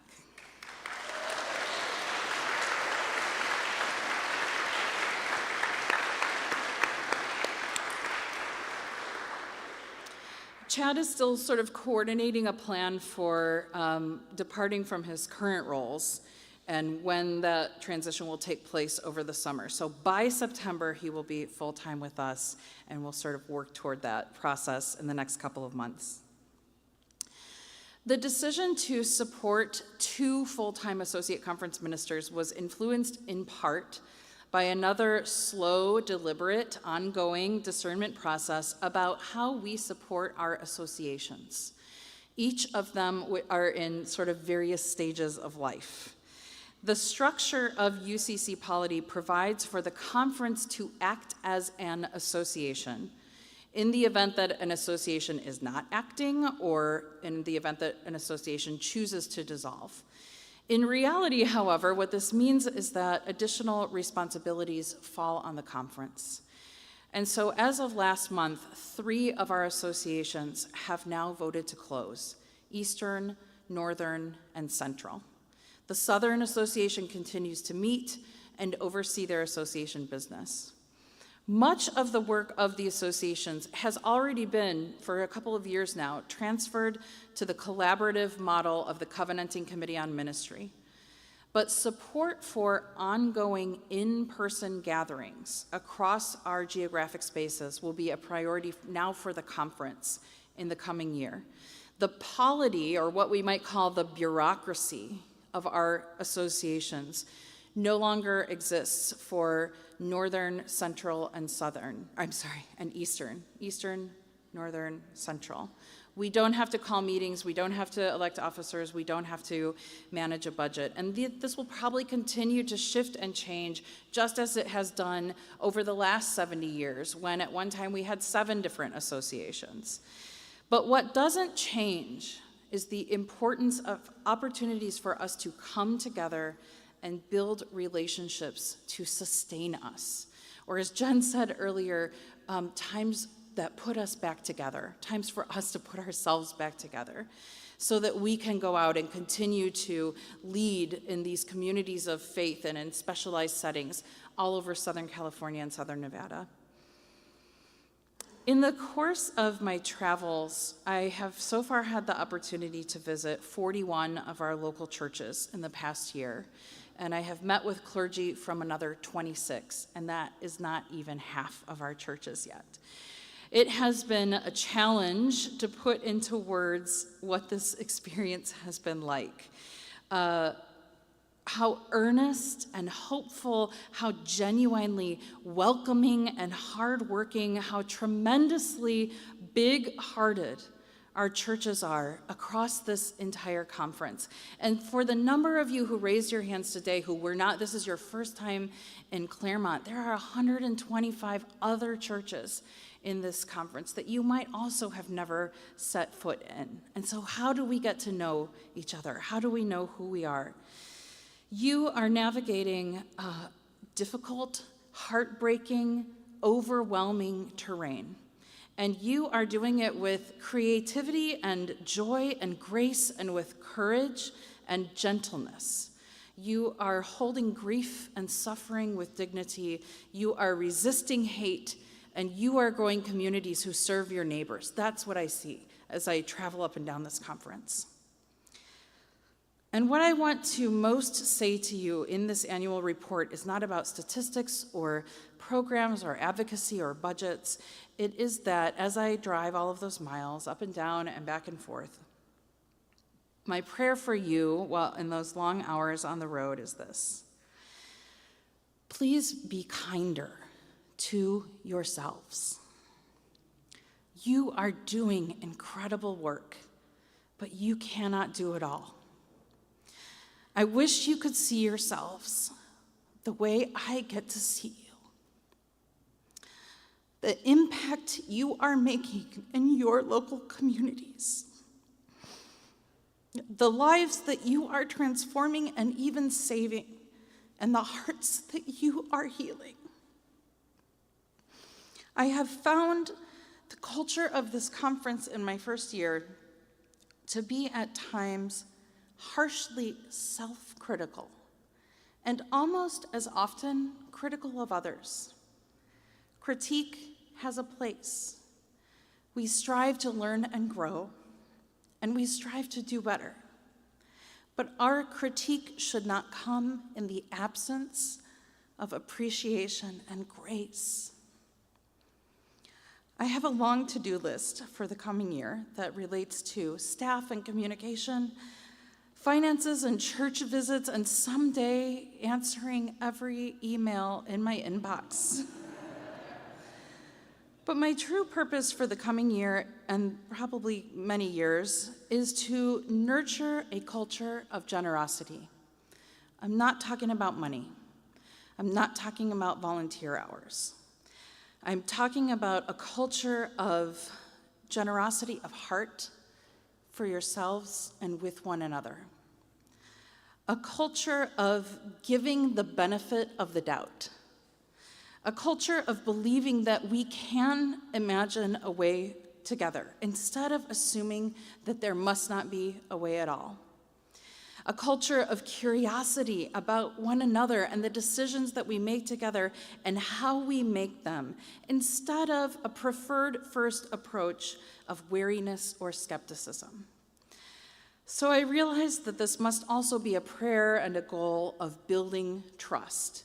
Trust has been eroded in this conference and in our world, and it will take time to rebuild that trust.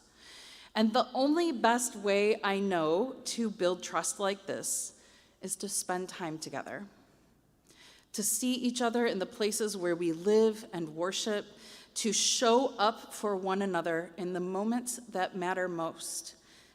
Installations, ordinations, funerals, anniversary celebrations.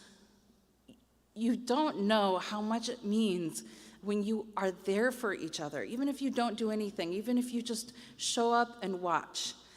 And when you do that, what I hear from host churches is, I can't believe the people who came to be with us, to witness to who we are and what we are doing. I'm sorry to be so emotional about this, but that is what makes us the United Church of Christ. That is our covenantal polity. That's how we live it out. It's not in our association structure. It's not in our bylaws. It's in the way that we show up for each other, not because we have to, but because we choose to, and we covenant to do that. And you do it beautifully, but you are hard on yourselves about it. And I would like you to be kinder to yourselves and to each other. Your presence here matters. Thank you.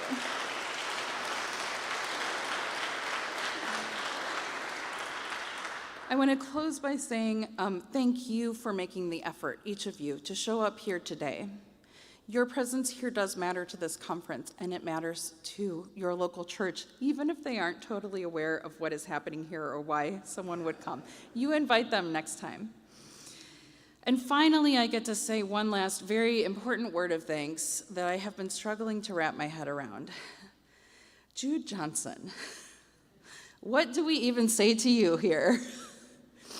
You have guided this conference as board chair for 2 years of unimaginable transition, as a board member for 4 years before that, through a global pandemic, through a major shift of leadership in this conference.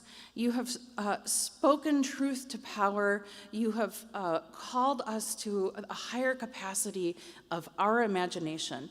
And lots of other people in this room could say much more than I can, actually, about what they have appreciated working with you over the last 6 years. But what I want to say is this. One of the challenges of being a conference minister is that you can bullshit yourself very easily. You work alone a lot of the time, and it is possible to make yourself believe to be true the narrative that you have constructed for yourself.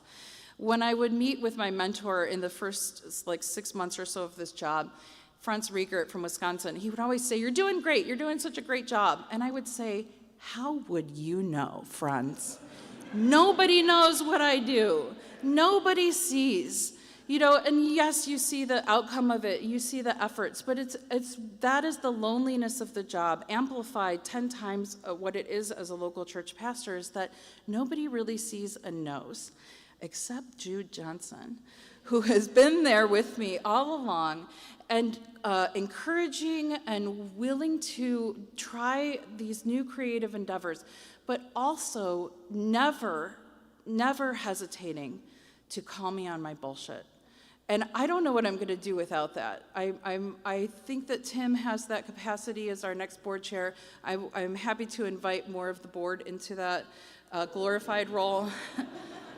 But that is a gift that is, it takes a real kind of partnership and friendship to have that. And it has not for 1 minute gone unappreciated.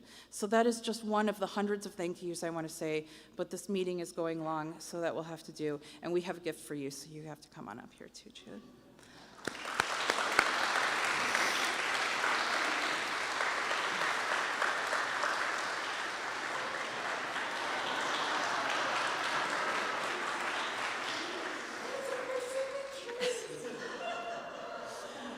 Jude has a garden. And we talk about this garden a lot. And maybe 2 or 3 months ago, we were just having a conversation about what we would plant. And they were like, what I really want is a persimmon tree. And I was like, yes, I'm gonna write that down. I'm gonna remember this forever. This is a persimmon tree for your garden. Thank you.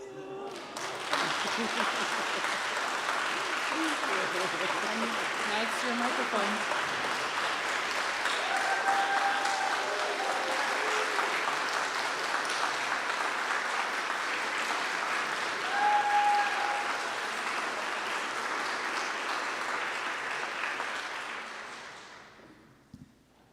It's taller than me, which isn't hard, but still. Thank you. Oh, how do I do this without crying now? Okay. Y'all, when I was asked to serve on the SCNC board as vice chair 4.5 years ago, there was no way I could have imagined what saying yes could bring. As I think back to early 2021, it feels like a completely different time. We weren't even 1 year into the pandemic. But my partner asked me recently, if you knew then that it would be this much work, would you still do it? I didn't hesitate. Yes, absolutely I would. I've never been scared or hesitant to commit to a demanding high volume of tasks. Most of my dear ones would probably tell you that I could and should commit to less. But to be completely transparent with you, I want to let you know the part that I wish I knew sooner. I wish I knew how hard being in this role would be as a brown, queer, trans person. Being in so many of the conference meetings and committees, and often being one of the few, if not the only one in the conversation, who had no choice but to see the ways folks at my intersections of identity are on the margins of these conversations. I've put so much into preparing, regulating, attempting to center a gracious and compassionate spirit, and I'm deeply grateful for the number of precious conversations I've had with so many of you who encouraged me to continue speaking out even when I felt like a broken record. I grew up hearing constantly that adversity builds character. And while I can agree with that statement in general, there is an extremely important asterisk. Even if adversity builds character, even if it helps bring clarity to one's values, it doesn't always mean that the adversity was just. So I want to share with you all what I've learned about serving in this role.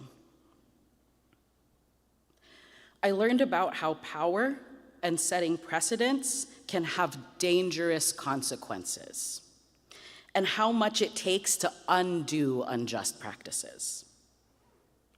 I've learned how to guide and lead a group through decisions that I didn't personally agree with. I learned so much about what I'm willing to tolerate and how to disengage when it isn't healthy for me to be invested.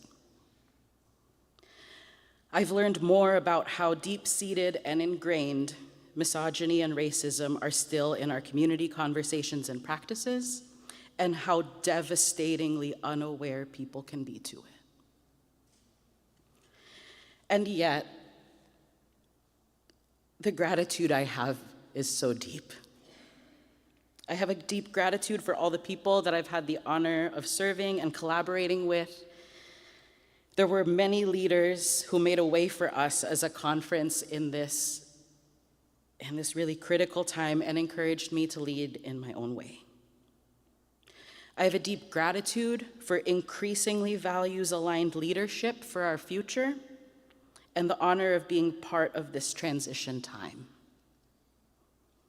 I have a deep gratitude that this was the time I was called to serve, being part of the leadership that welcomed Rachel in this really exciting time in our conference life. I have a deep gratitude that the Holy Spirit continues to move in truly unexpected ways. I have a deep gratitude for your prayers and continued commitment to the work of the conference. The best part of this job is knowing how much joy can come from being held in community. Just the ordinations, installations, actions, being able to take part in new life being born in our conference. It's been some of the most joyful and rewarding parts of my life. Full stop. I'm so grateful for the moments this position has allowed me to take part in, all of the transformative, life-giving, and earth-shaking moments. That's the best part of this job.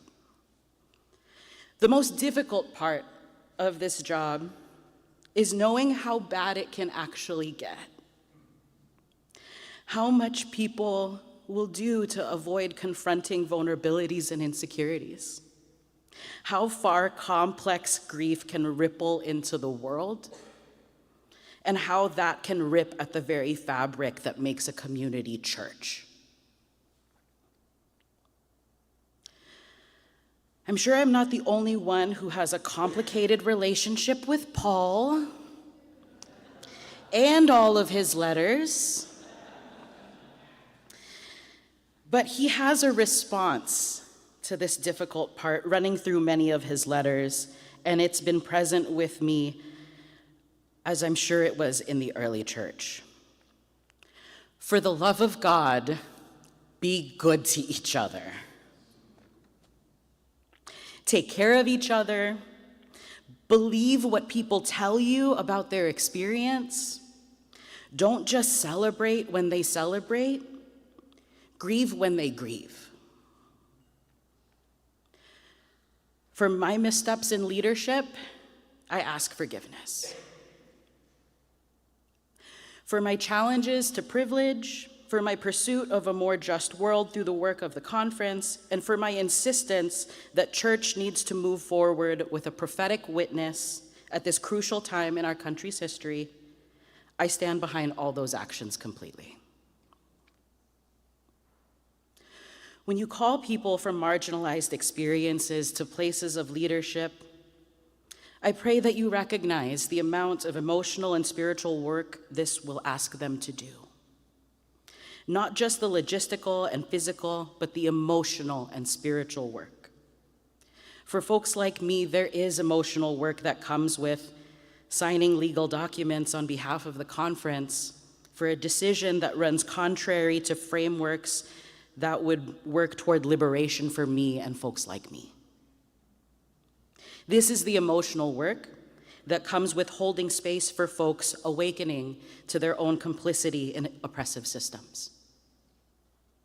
That's not to say that you don't call people from marginalized experiences to positions of power out of fear of being called out. But it's a bold step in confronting our own prejudices. But if we seek to be a bold church, as this year's annual gathering theme suggests, it's a necessary step to seek the consultation and leadership of folks we say we are in solidarity with to better understand the work that needs to be done. Hold grace for their pain and process. Hold space for the nuance and uniqueness of their calls to leadership, and embolden them to speak their truth in ways that inspire a prophetic voice. I've been fortunate enough to journey through this long transition time with you all, seeing good trouble being made, seeing spirit-filled connection taking place. I cannot tell you how reassuring it is to end my time on the board knowing that the conference is in better hands than I could have imagined. Your current conference staff has vision grounded in our values, building the future through loving community, seeking justice, and equipping leaders. In our work, we've returned to the question over and over again, how do we as a conference meet this moment? Like Rachel mentioned earlier, not necessarily how have we handled these situations in the past, but asking how do we meet this specific moment in time? The needs of our congregations, the needs of our pastors, the needs of our siblings in Christ that are also living through this chaotic time. Because it's more than just knowing logistically what to do. It's about being willing to actually do as Christ did, speaking truth to power. It's about feeling confident that our actions match the values we profess. My deepest hope is that the Southern California and Nevada Conference continues to ask this question as the world moves and changes. How do we meet this moment in time? It won't be easy. Justice never is. If it were, we'd already live in that world that we envision. Thank you so much for allowing me to journey with you in this way. And as I end my term, I would like to encourage you friends, do the bold thing, do the prophetic thing, because that is indeed the Christ-like thing. Thank you.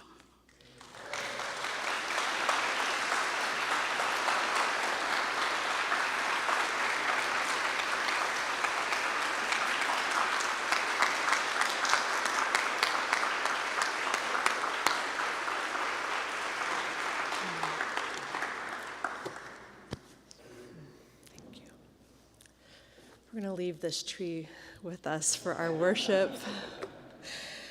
I want to invite us to take a breath, and before we transition into our transition worship, I want to just share again what the plan is for after worship. We're going to take a 10-minute break after worship. Go do what you need to do, and we have 3 options. After 10 minutes, you can come back here to hear the amazing Cole Arthur Riley, or you can go on our affordable housing tour with Jean, and we have maps in the front. Or you can go ahead to the hotel and begin check-in. Workshops will begin at 4:30. PSR, Pacific School of Religion, will be hosting a mixer on the lawn from 5 to 6 rather.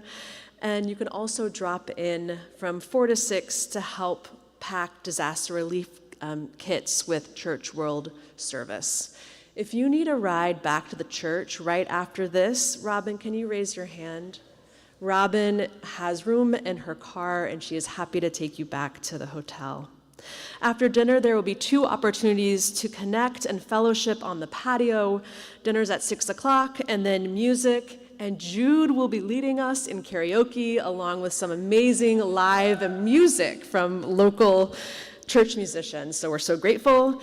And finally, friends, we have prizes for bingo. See that bingo card you got? Go talk to people in the next 2 hours. If you find someone who has a match, write their name. We have prizes that will be announced at dinner. So with that, let us continue to our closing worship.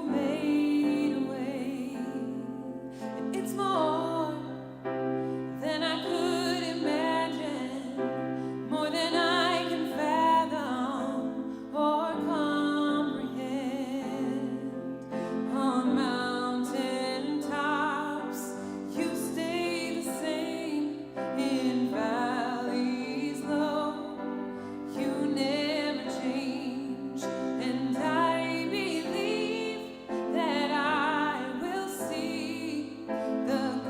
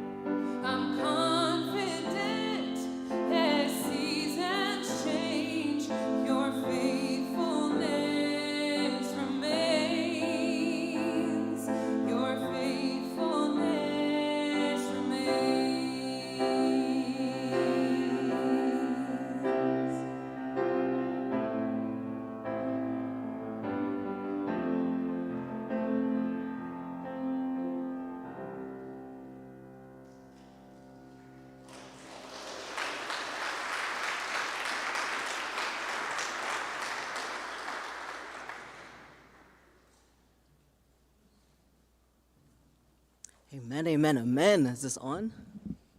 Hello? Oh, yes. I want to touch stuff and break stuff. I believe I will see the goodness of our Lord. I believe I have seen, I believe we will see the goodness of our Lord. Y'all make business look so good. I'm so grateful to be here among you all, officially beginning on Sunday as we've already been told. I am confident. That was such beautiful music, by the way. I'm confident that whatever our next moment is, God is already there. God is already in those unknown places.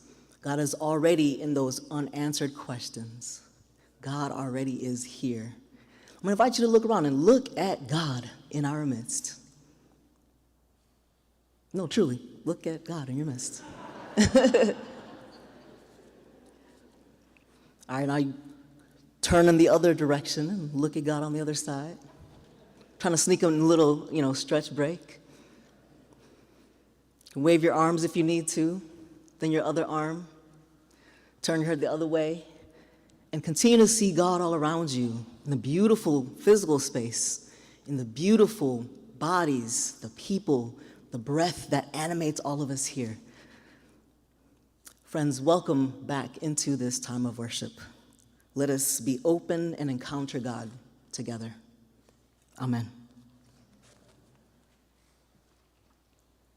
Please join us in singing Gather Us In, or Here in This Place, whichever title you prefer.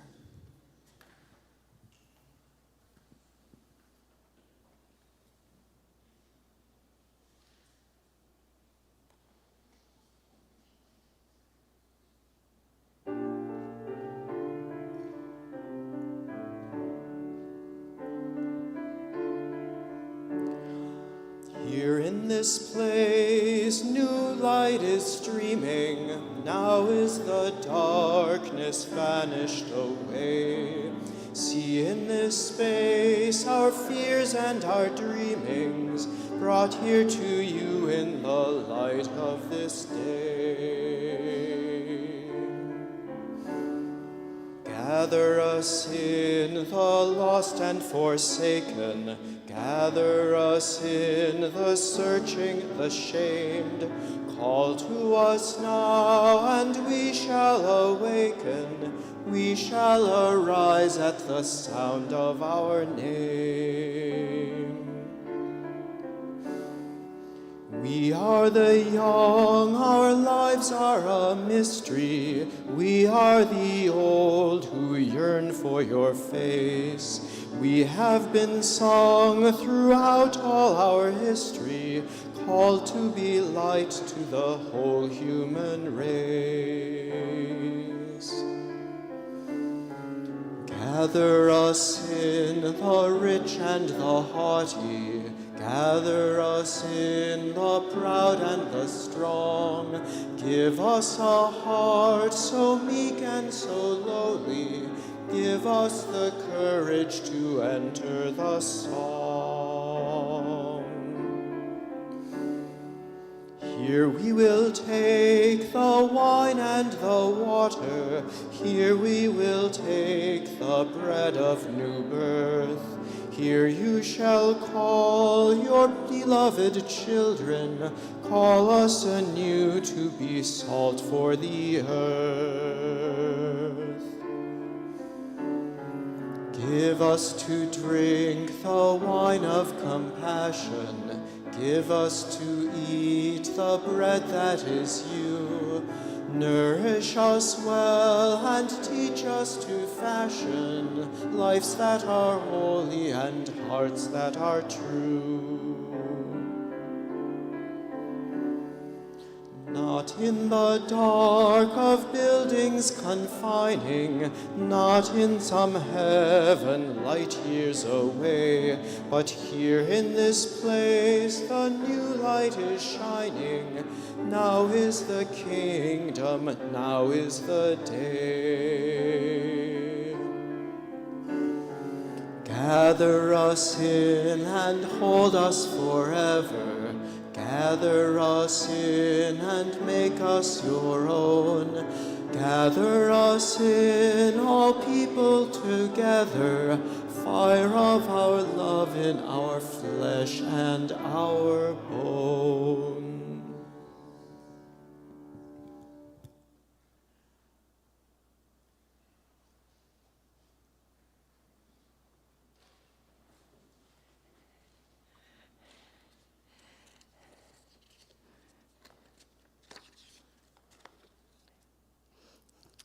Now is the offering time.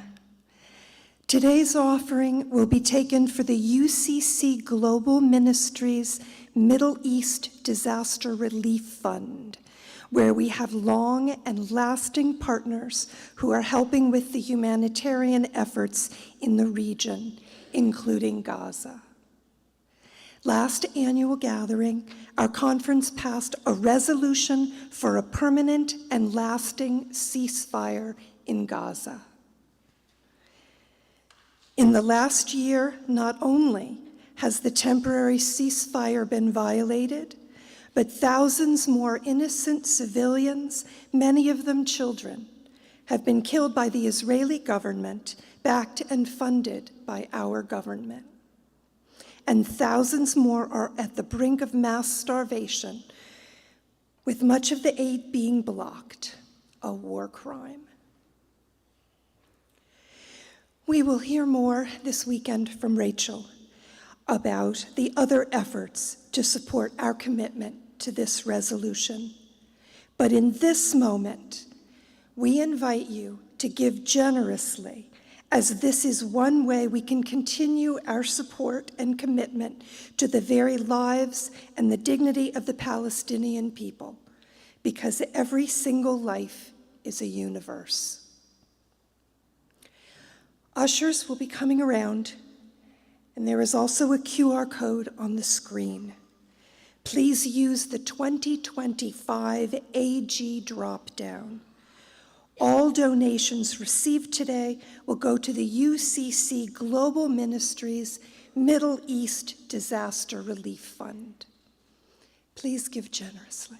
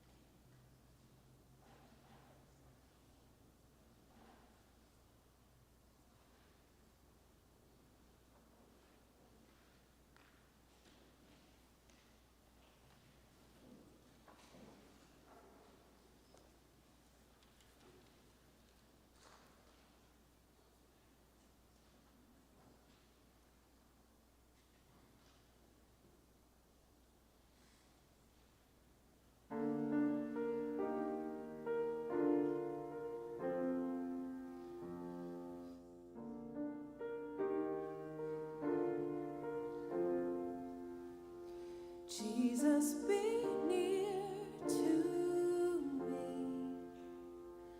Let me know you are here. How I need you. How I need you. To reveal yourself to me. Jesus, unveil your power. Lord, let me sense your love. How I need you. How I need you. To reveal yourself to me.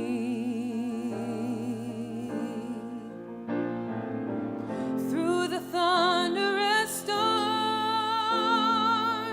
or the still of the morning, through a wondrous sign or a word in the night time, through your unchanging truth,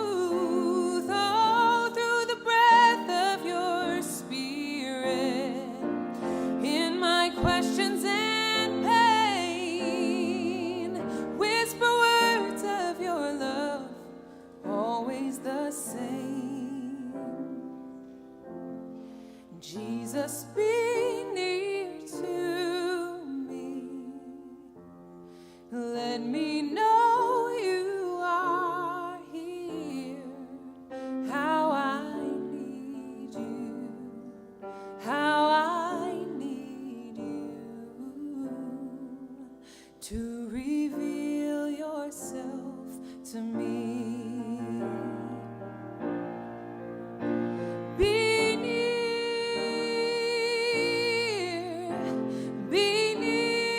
to me.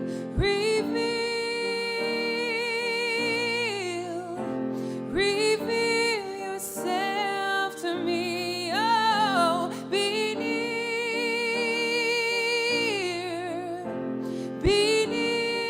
to me.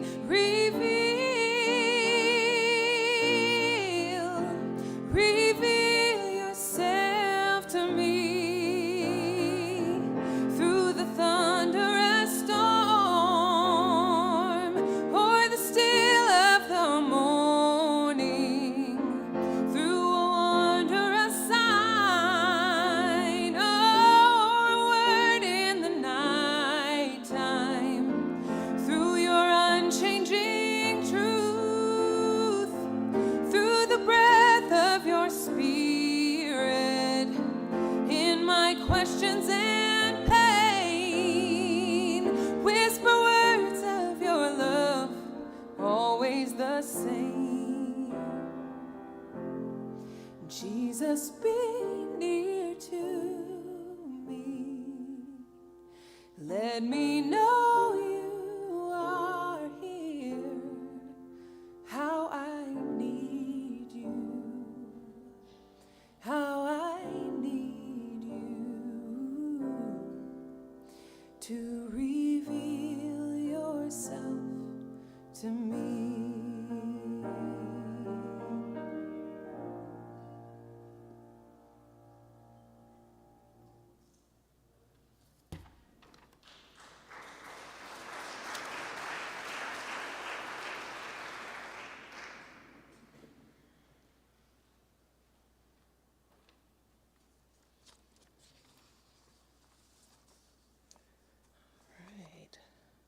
Good afternoon. So I am here today to read a letter written by Cole Arthur Riley and published in her book, Black Liturgies.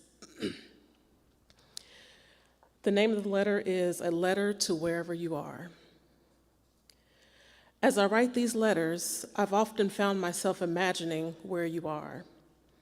I've pictured your hands holding the pages, your faces even.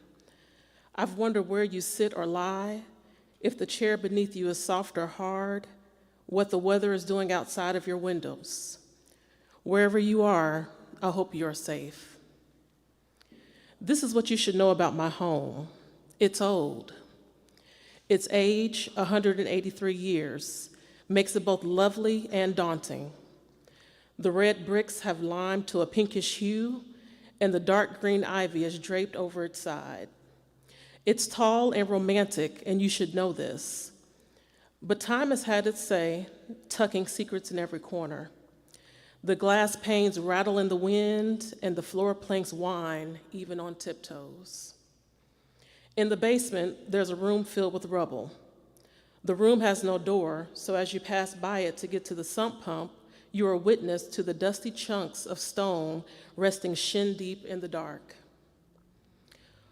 On the day of the home inspection, I saw it, but to everyone else, it seemed no greater deal than the wall color in the bathroom or the shape of the kitchen counter, so I didn't ask. I just stood there silently, stealing glances at the broken stone piled through the doorway as men in boots explained to me what a sump pump was. You may find my silence strange, but the house is very old, and I am very socially anxious.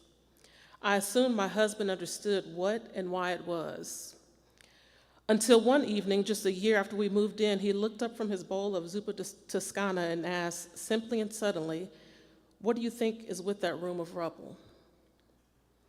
I wonder sometimes what is hidden underneath, What is lost in the deep gaps of those stones? Snakes, mice, bones. The possibilities are unsettling. Is the house crumbling? What about radon? There have been nights when I lie in bed awake, haunted by the thought of what the rubble means for us. But most days, I try to pretend it's not there at all. And can I tell you something? The basement is a mirror. It is a portal to the things in me that I'd prefer remain hidden. It is not metaphor, not quite. It's real and it's dark and its dust makes your eyes sting. But how I confront the rubble reveals to me how I confront the hiddenness of other things. So much of our formation rests on our relationship to place.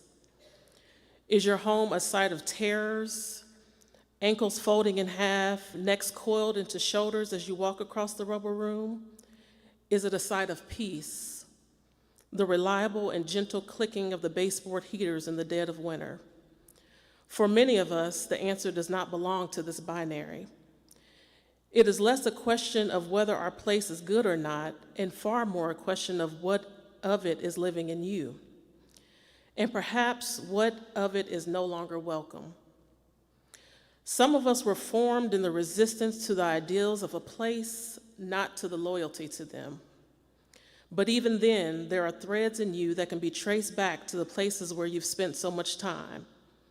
Maybe this is why nostalgia can feel so solemn. It always contains some form of grief, grief at what no longer is, grief at what was never there at all.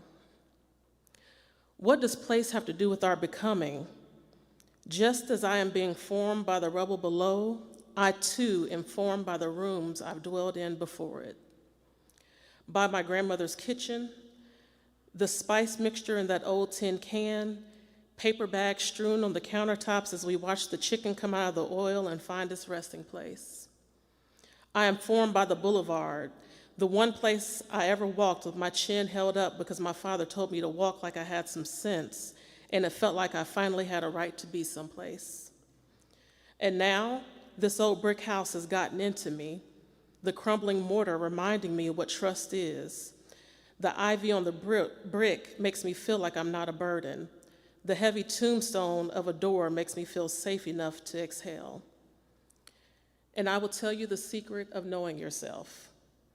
It would not be found by perpetual disassociation. Look down. This sidewalk, that creaky floorboard, the smell of Saturday, the thing that made you. This beautiful, terrible thing, I'll take it, bones and all.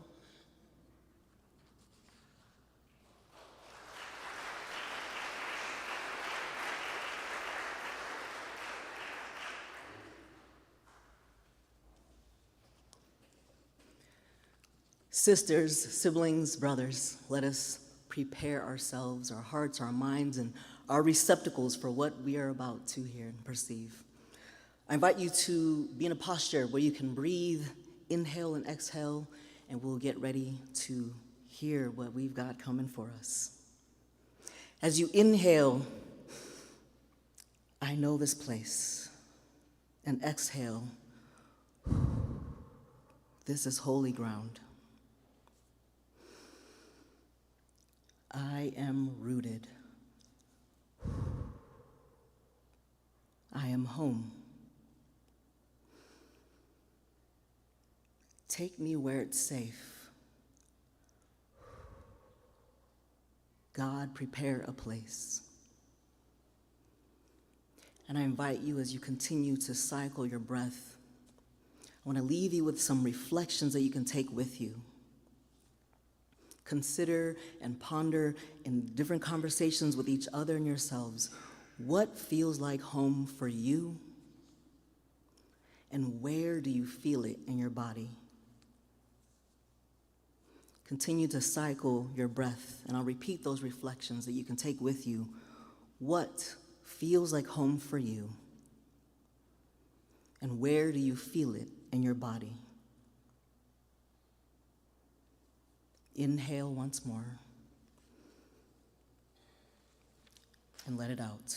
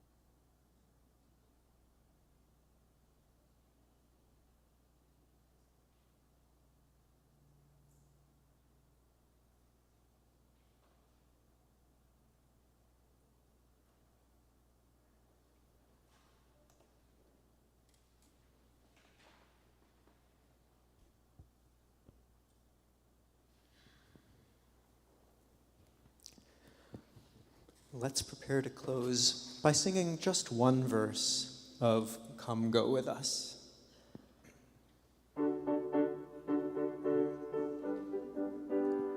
Come go with us, the journey is long. Come go with us, the journey is long. Come go with us, the journey is long. Come go with us, the journey is long. The journey is long. The journey is long. The journey is long.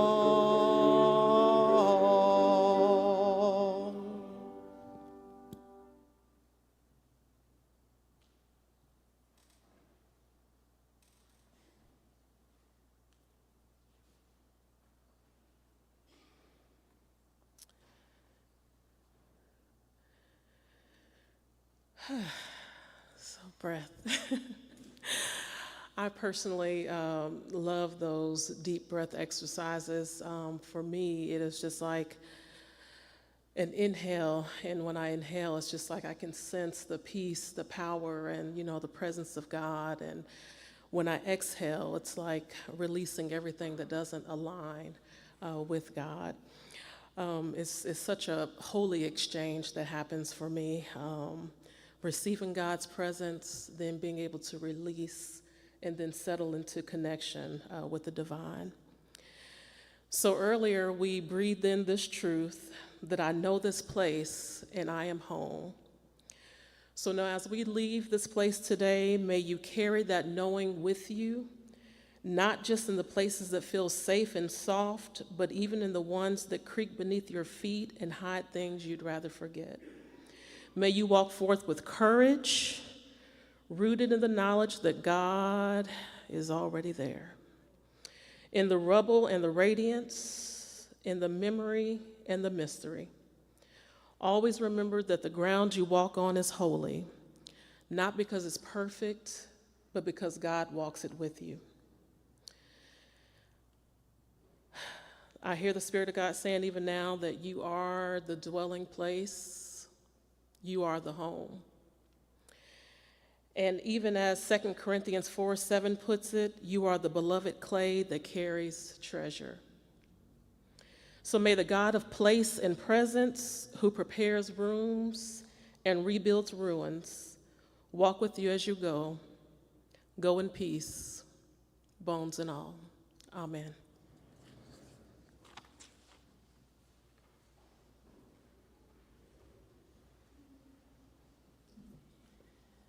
So you're now going to do one of three things. I hope. You're going to take a quick break and come back to the sanctuary and hear an incredible opportunity to learn from Cole Arthur Riley. You are going to go right on over to the hotel, check in if you have not already, and participate in some workshops over there. Or you are going to take a not at all long and winding, but short and rather direct journey to a couple of affordable housing sites in Claremont, and you are doing that in your own vehicle, although if you didn't come here with a vehicle and you want to ride along, I'm sure we can find a way for you to do that. And I want to let, before it gets noisy with all these conversation eruptions in here, I want to let Jean Baudelier just give us a very brief, like 1 minute or less, piece of information about this field trip. Thank you. If you're taking that field trip option, Harrison is the street immediately south of the church. And you go west a few blocks on Harrison, and you will see a great big building called Larkin Place. And there's parking at the Quaker Meeting House immediately next door to it. And the superintendent there is waiting to talk to us, as is the priest of a church, an Episcopal church nearby. She and her congregation have been through the amazing process of deciding to build homes on their parking lot. And the process is what's important to talk about, because some of us are also discerning for other congregations. Hope you'll come.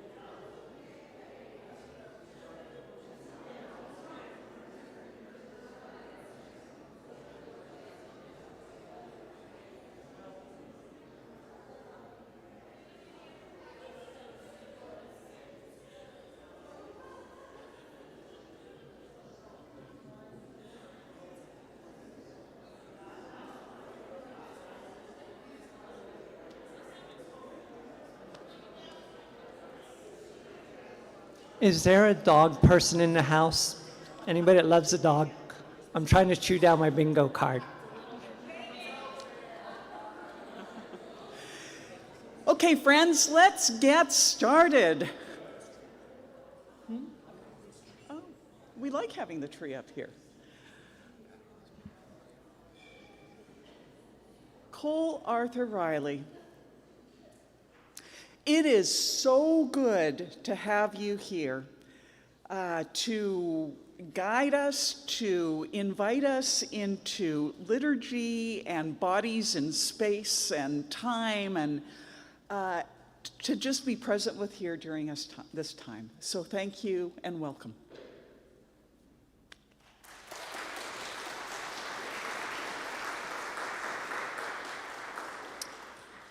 Thanks, Heather. I don't envy that job. I would much rather be searching for a bingo win. It's not lost on me. You all have been sitting for quite a lot of today, so it's a lot to ask of you to keep sitting and listening to someone else talk to you. But we're going to do that for at least a little bit. I'm going to talk about beauty and despair today. I've been asked to talk about that, and if we have time, depending on where things go, I am more interested in getting you to your next meal on time than you crafting a letter of some kind. But if we have time, we might get a little bit into letter writing. I got to hear Aquarius, you read one of the letters from Black Liturgies, and that was really special for me. I don't often revisit what I've written, but I was held captive. So I was like, you have to confront this. These are your words. And I felt like they were in such generous and calming, in the presence of generosity and calm. And it was good to encounter them in your voice. So thank you. So if we have time, maybe we'll do a little bit of letter writing, but I'm not too pressed if we don't get there. We can just talk beauty and despair and then do Q&A if that feels better and you need to escape. Again, I'm Cole. I am a writer. I come to you from Ithaca, New York, so the Finger Lakes area, where it's much colder than it is here, and I watch a lot of reality TV in my spare time. I play a lot of chess, very poorly, but pretty much every day. And I love novels. And I think for me, a lot of the Black novel throughout history has become a kind of sacred text to me. And as I was preparing, I had recently reread portions of Octavia Butler's novel, Parable of the Sower. And I thought, oh, they want me to talk about beauty, and how fun would it be to bring in Octavia Butler, who is known as kind of despairing, and Parable of the Sower. If you don't know, Parable of the Sower, it's a prophetic book in every way that you can imagine. It's set in a dystopian future that feels a lot like now, where environmental neglect and capitalist appetite has led to climate destruction, a complete kind of breakdown in humanity. People, maybe like the middle class, not the most privileged, but people with kind of privilege have begun erecting these walls around their neighborhoods to kind of keep the apocalypse from coming in. There's this drug that Butler dreams up that makes it so that people feel a kind of euphoria when they watch something burn, and people begin delighting in just watching things burn and feeling high off of that. And there's neo-slavery happening. There's a lot happening. The end, and on the brink of apocalypse, we meet the protagonist, Lauren, who ages throughout the book, but a 15-year-old for a good portion of the book, Black girl named Lauren, who's living in one of these slightly more privileged neighborhoods. She's living in a walled neighborhood.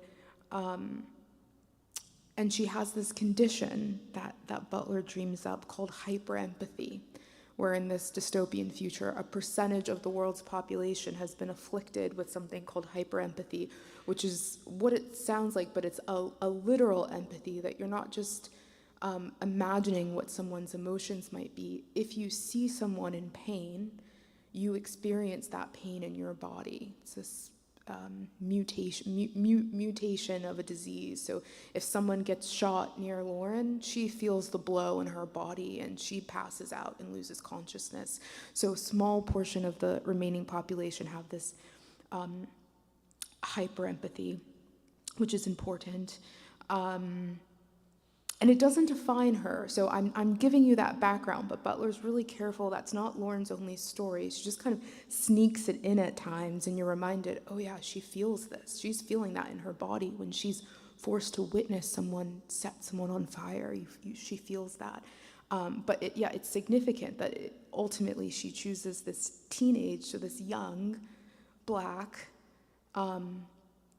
if not queer in sexuality, certainly queer in thought. She's an outcast. She's thinking much differently than everyone that's surrounding her. I would say she's a queer theology. We'll get into that.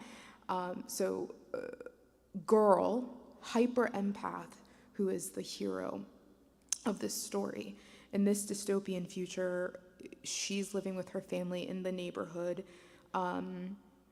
And she's in a community that is really beautiful in ways, and they're in their wall. They journey out only when necessary, and they're trying to keep each other safe in their kind of huddle, and they're trying to keep their garden alive with what they have. And their goal is to just survive for as long as they can while the world is burning, like most of these walled neighborhoods. And for the most part, they are surviving, at least for a while. But Lauren, she's this clever, strong, defiant, and I would say dreamer of a girl who has an imagination for more than survival. So she has this insight into what's coming, this foresight. She knows that the walls are not going to save them. She's not prone to the same kind of naivete as those around her. She knows these walls aren't lasting. So she's packing up a bag in the middle of the night, and just in case they have to flee, she's reading her father's old books on seeds and growing, so she can plan. She has what I would say is an imagination for the terrible, for the dire, and she's rejecting this kind of willful ignorance, because she knows that this small amount of privilege in her community, it's not going to last, and the walls aren't going to keep the end of the world from coming in. So perhaps you resonate with this type of imagination for the terrible. If that's you, we need you. We do. We need prophets, if you will, who understand how deep the rabbit hole goes, as Morpheus would say. People who are we need people who sound the alarms when everyone's saying you're overreacting, which happened the first few weeks of this presidency. There were people trying to sound the alarms, and others people saying, just stay calm. We've made it, we'll make it. But we need people who have the imagination for the terrible, for humanity at its worst. I'm one of these people, though. And while we're needed, here's the thing. So I possess a rigorous imagination for the terrors of the world. Quite literally, AI keeps me up at night. I'm terrified of what's coming always. I was born scared. I will die scared. My family says this. I agree. I stay up haunted by what's not tomorrow, but I'm like 60 years from now. Where will we be?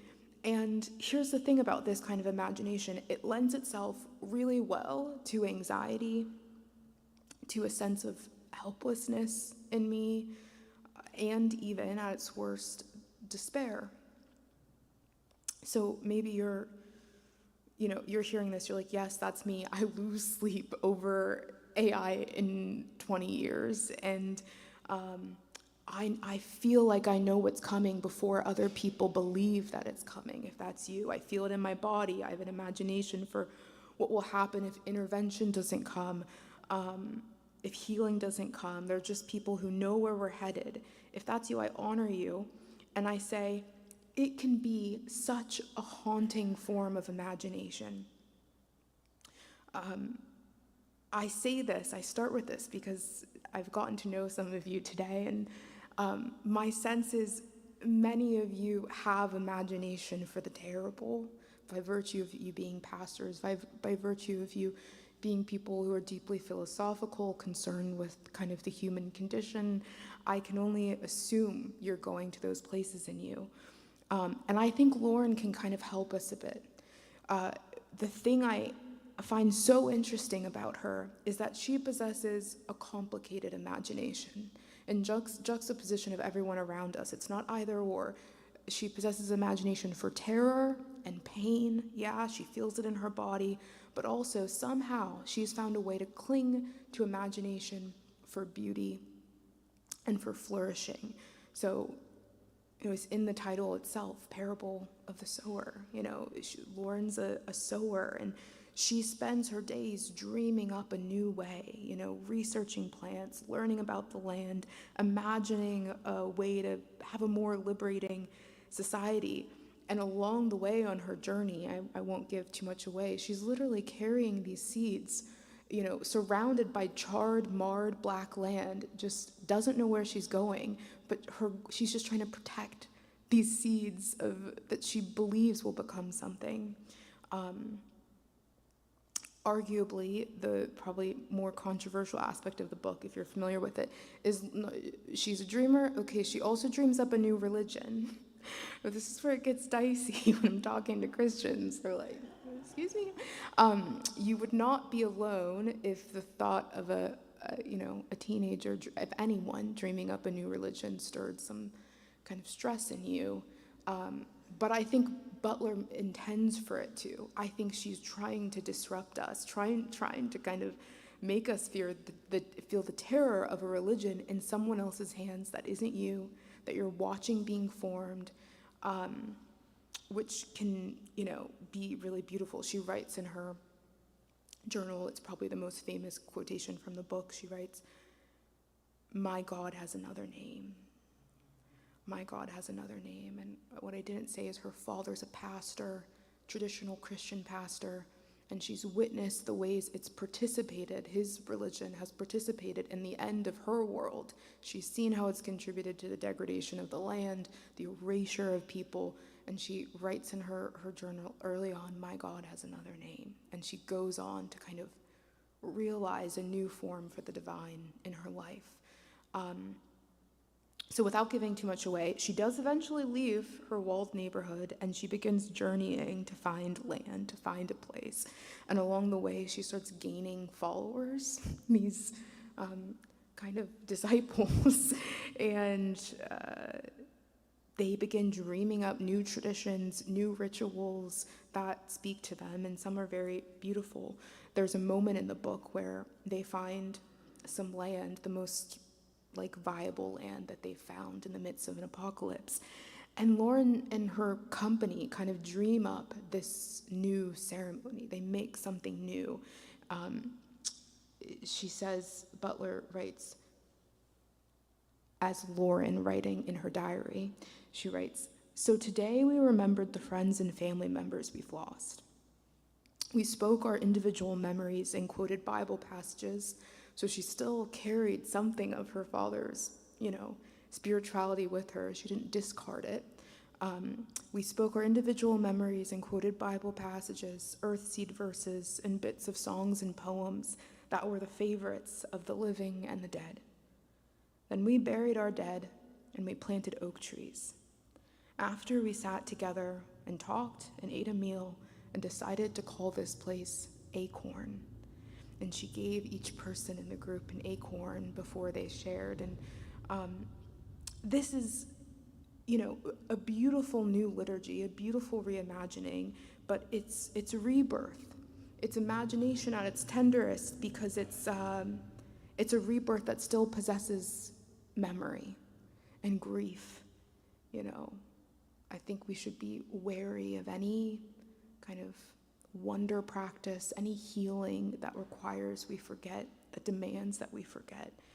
And what Octavia Butler, grants us through Lauren and this kind of hodgepodge group of travelers is an entrance into what it means to possess imagination for more than mere survival. Can we make something? You know, an imagination that's not rushing us past grief or lament in favor of like an idealist dreaming. She's not in the clouds, she's in the dirt. Nor the kind of imagination that's only captive to terrors only, that's only concerned what's going to be set on fire next and can only dream of despair. She gives us this complicated dreaming in Lauren and a collective revival of creativity and vision in the presence of Lauren's way. Now, that was a lot. I'm passionate about Parable of the Sower. I'm looking at the time like, Cole, chill. But I say that because I think we can access this. I do. I think in community, always in community, you know, so that each member can kind of push and tug one another out of either willful ignorance. We all know people right now who are like, I'm done watching the news. I don't want to know what's happening anywhere. And so they don't know when, you know, 60 new small children are slaughtered in Gaza. And in some ways they're spared by that ignorance. But we need people in the community to pull us into that knowledge, who won't surrender us to willful ignorance. But we also need people who will train our eyes toward equally true things, you know, who will tell us to look up. You know, I'm not talking about silver linings. I don't mean like look up and see a silver. I'm not talking about see a silver lining in a cloud. I mean, you witness the cloud when it's storming, when it's raining and thundering, and you tell the truth about it, and you witness the cloud when it's beautiful and the day is clear and the clouds are gently swaying. We need both. And I think it can train us to dream deeper and to find beauty in what feels like impossible times. I'm speaking for myself and for a few of you I met this morning. It feels impossible to focus on beauty. There's a Audre Lorde interview that I've only ever found audio for. It's an old radio interview, I think. You could find it on YouTube, and it's a kind of tense. There are some tense moments in it between her and the interview. Audre Lorde, who people kind of delight in her being a bit gritty, you know, she's not afraid to bring the fire. She gave us the uses of anger. She's telling people to rage. She's telling people to rage against the machine, the dragon. So often in her interviews, people are wanting to kind of solicit that from her. And in this interview, she's just taking a different approach, and she's talking about this need for us to, she says, curate our collective vision for life past this. She says, the great beyond. And the interviewer, she kind of says, oh, this is very evangelical Christian of you, like, we'll all get to heaven by and by, and kind of pokes fun at it a bit. And Audre Lorde corrects her a few times and finally says, no, you misunderstand me. I don't know if I believe in heaven. I'm talking about now. I'm talking about the need to both acknowledge that we're trying to survive inside the mouth of a dragon while we're also curating vision, retaining our imagination for life outside of the teeth of the dragon. And she unapologetically is giving this appeal to like dreaming. She doesn't necessarily use the word hope, but I can tell there's this tension between her and the interviewer who's kind of diminishing it a bit, but they reach a common ground. So my question is, especially when we think about people like Lorde, like Audre Lorde, not the Lord, James Baldwin, we think about these people who we know their voices. We're really acquainted with their voices when they're talking about what's the terrible. We love to quote them, but we seldom sit at their feet on matters of beauty and delight and joy and wonder, even though they spoke deeply about those things too. So my question is, how can wonder be a portal to liberation? You know, my friends and I, we on our group, this is our group chat, is asking right now, can beauty get us free? And everyone has different opinions, and I'm not going to answer that for you. But can wonder at least serve as a portal to liberation? I live in Ithaca, New York, as I said, and if you were here when Aquarius read the letter, I live on about 8 acres of land. To me, it might as well be 100 acres. I grew up in the city, in Pittsburgh, and never anticipated really even having a desire to purchase a home, let alone with this amount of land. Our home was built in 1840. The land itself was unjustly granted to a man named Silas Marble in 1820 after he served in the war. And as colonizers kind of continued to push out indigenous people who dwelled there long before, in our case, on our land, the Onondaga tribe. And then when I became a homeowner, I couldn't anticipate the kind of guilt that came with it, both because of the history of the land and because our home is so old, we get all these papers and we know a lot about the things that happened there, but also because of my own history. You know, my family lost my childhood home as a result of my parents' substance use disorders. Many people in my family have lived through some season of homelessness, struggled with that. And as you know, people will tell you, the journey from that to middle class, where I am now, is not without its ghosts, you know. And so I'm here in this beautiful house on this beautiful land with an apple grove. I couldn't even point to an apple tree, 10 years ago. And I'm trying to find a way to love it and feel like I have permission to witness it and love it. Now, because of my work, I have to be on social media much more than I would like to. And in social media, at this point in history, I would suggest we have more access than ever before to the tragedies of the world. You know, when I was in high school, pre-Facebook, I didn't know what was happening in Iran, I didn't know what was happening in Puerto Rico. I don't want to idealize that ignorance. I think in many ways it was to my detriment. But in 2025, now with the flick of my thumb, I can scroll from, Iran to Palestine, to Florida, to Flint, Michigan, to the stories of strangers, to greenhouse gas emissions by state. I have access to it all. I can scroll from great pain, to great pain without any intention or plan for how I will heal, how I rest, how I could witness something different and equally true. And that access, for all its good, has become a kind of interior quicksand. I think very quickly it can become a kind of interior quicksand. It's taken me to places of despair that I thought I was immune from, I'm Black. I'm like, we don't despair. What are you talking about? Get up. We've made it. And it's taken me to places of true hopelessness, of trusting people less, of trusting the world less. And it can make it really difficult to approach beauty and behold it with the truth that it demands. Because terror, I'm finding, terror will always feel more real to me. You'll hear a bit of trauma in that. Terror will always feel more real to me because it's familiar and it's at my fingertips. So the past 2 years, more than 2 now really, I've been doing, some reclamation work, some refamiliarizing work of practicing beholding the beautiful with the same gravity that I attuned to the tragedy. Now, I don't want you to hear this, as toxic positivity. I'm not an optimist, not even on my best day.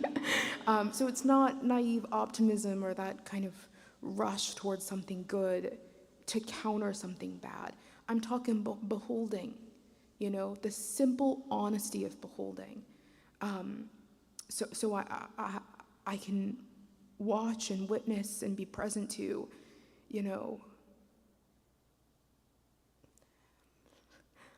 I get to children who are literally picking up their parents in pieces in Gaza. I can be present to that. And I can also be present to the barn swallows that are coming back right now on our land this time of year, and the apple grove, and the crickets, and the frogs near our pond. I can be present to that too. I have permission. And it's not confined to these, frankly, very privileged and limited experiences of beauty. We don't all have an apple grove, but it's in the mundane as well. We talked about this morning some. It's the look on a child's face when they see themselves in a mirror, or a soap bubble kind of reflecting the kitchen around you, or your grandmother's hands. All of these things. We have a right to witness with gravity.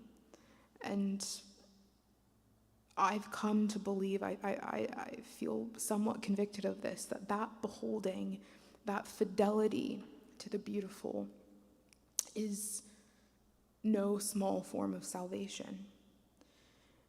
As I finish Parable of the Sower, one line in particular, very unexpected line from Butler, made its home in me, and I'm hoping it will stay with you too. It's at the end of the novel. The world's still burning. There are more books to come in the series. The people are still hungry. The fear remains. But she has this, very small line, kind of hidden in the weeds, really, in the midst of it all. And she says, "The world is full of painful stories. Sometimes it seems as though there aren't any other kind. And yet I found myself thinking how beautiful that glint of water was through the trees. Just tucked away. And yet I found myself thinking how beautiful that glint of water was through the trees. On the edge of apocalypse, it's a moment of, I think, defiant beauty, and a testament to how wonder can sustain us as we kind of seek liberation, as we move toward the vision. I want to read a short excerpt from my first book, This Here Flesh. I was going to try to rephrase it, and you said it best in writing. Just read it, Cole. And there's a whole chapter on wonder, and there's a little portion I kind of want us to rest with. Practicing wonder is a powerful tool against despair. It works nearly the same muscles as hope, and that you find yourself believing in goodness and beauty even when the evidence gives you every reason to believe that goodness and beauty are void. This can feel like a risk to those of us who have had our dreams colonized, who have known the devastation of hope unfulfilled. I once heard Japanese artist Mako Fujimura say, "The most courageous thing we can do as a people is to behold." This gave me great empathy for those who have lost their wonder. For myself, we are not to blame for what the world has so relentlessly tried to crush in us, but we are endangered because of it. Swiss theologian Hans von Urs Balthasar writes, "Our situation today shows that beauty demands for itself at least as much courage and decision as do truth and goodness. And she, beauty, will not allow herself to be separated and banned from her two sisters without taking them along with herself in an act of mysterious vengeance.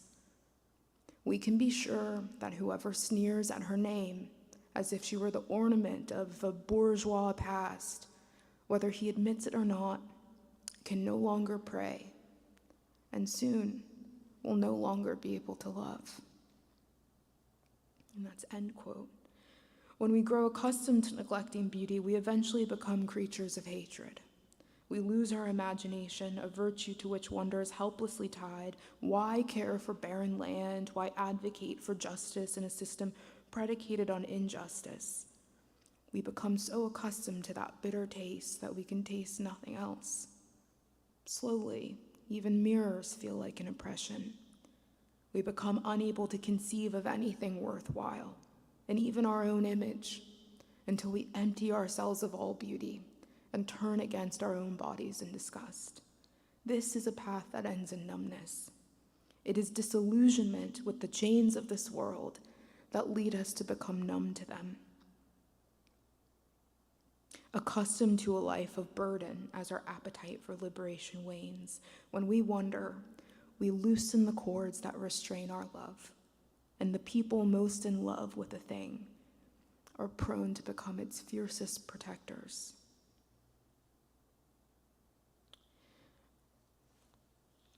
Now, none of what I say in that chapter is new. This is old wisdom, much older than me. I'm 34, and everything I wrote in that book, I was standing on the shoulders of these Black literary giants that we've looked to for so much else.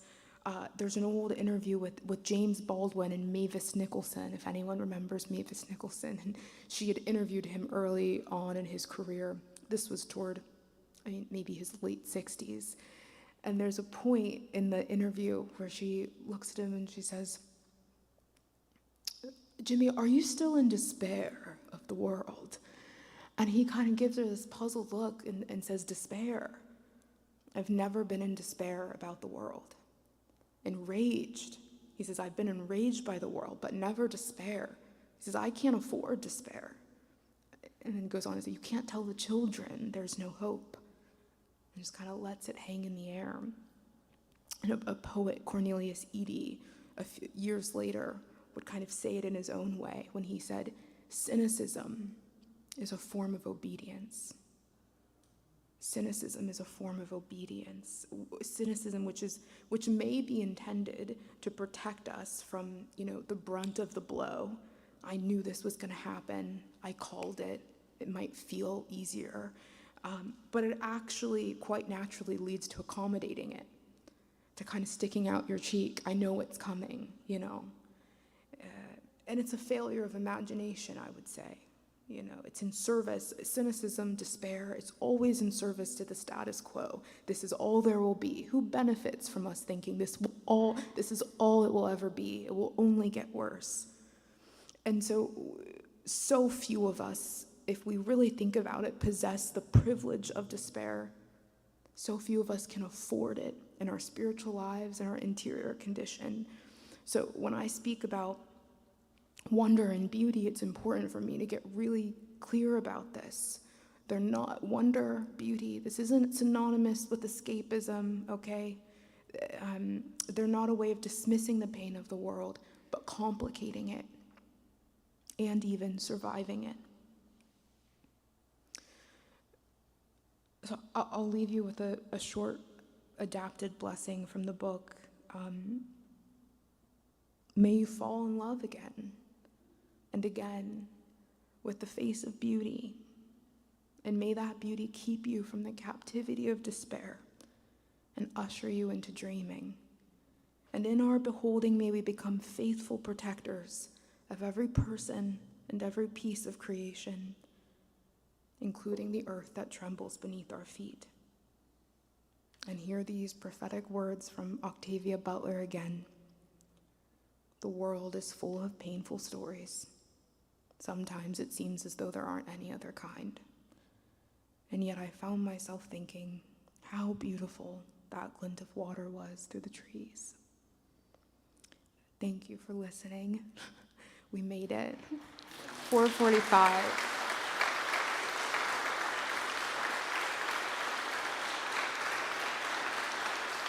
Thank you.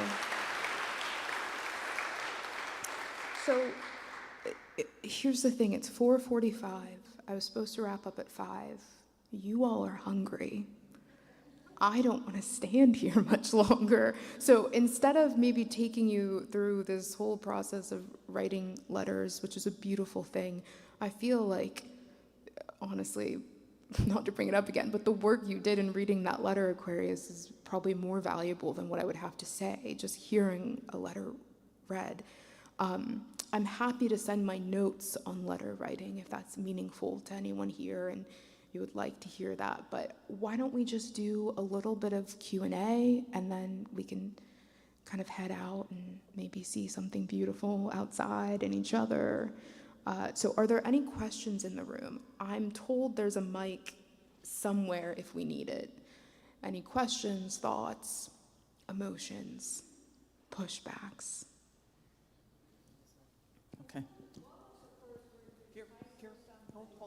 Hyper-empathy is what the, or this person asked, what was the word I used when talking about Lauren in the beginning. The disease is called hyper-empathy, which, you're a pastor, so I know you deal, if you're good ones, hopefully you deal in empathy, but it's also probably to your detriment, the things you hear, the stories you hold in your body, I'm certain you feel them from 10 years ago, 16 years ago. Often we hear that the actual physical act of writing a letter and sending it has a certain amount of importance and significance to it, as over against an email, as over against other more social media kind of forms of that. Speak to that if you would. How would you characterize the significance to us of what is becoming a lost art, the sitting down and writing of a letter? Yeah, I'm known in my friend group as a bit of a letter evangelist. Like, I want everyone to be my pen pal. My friends say, Cole takes 3 weeks to answer yes or no in a text, but she'll write you a handwritten letter on a random Tuesday. Like, that's me. And I think I grew up with people who exchanged letters. And my family, because of our story, we didn't have many artifacts. Everyone before me has gotten their home taken from them.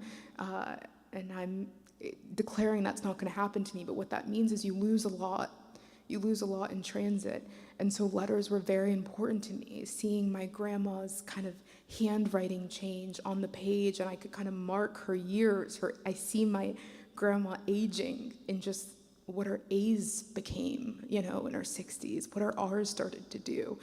And I think the physical act of writing is so lost. Right now, this is making, so much obsolete, so much of our record keeping, this is becoming a solitary artifact for many of us. We hold our photos here, we don't print them anymore, we hold our messages, these beautiful words, and I don't know about you, but I have no faith in the billionaires that ultimately own this artifact. We don't own it. And I could rant about this, but I long for the days where something was our family's. This is mine, my grandma's letter. Not that I need anyone else to, allow me to access an email to get it. So, all that to say, I think physical artifacts are important, especially in letter writing. I'll also say I think you're getting kind of a mini version of what I would have said if we had done letter writing. When we're talking about subverting empire and fighting back in times like this, you look at any authoritarian regime throughout history. Even the Holocaust, I would say even, enslaved Black people, they were finding a way to tell a truer story subversively. What could you say if someone's not peeking over your shoulder? What could you write down? You could tell the truer message in contrast to the swirl and kind of the cacophony of propaganda. Letter writing gives an alternate way. It's like, what would I say without anyone, policing what I'm saying? And it's that exchange, I think, that is, a part of our liberation journey, a part of our justice work, that we're finding these subversive ways to sneak truths to each other, Yeah.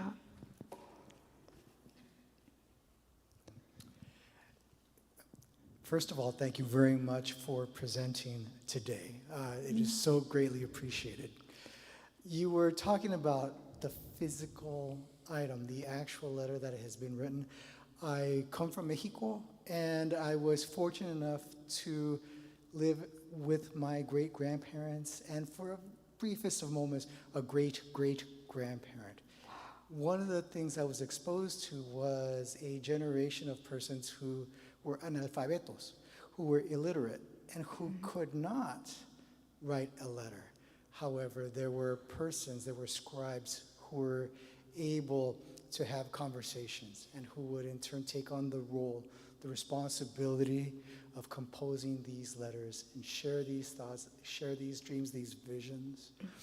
And I'm curious what your thoughts are on that responsibility that those letter writers, those scribes had to tell the tale secondhand, but at the same time trying to honor that thought, that vision from those who could not.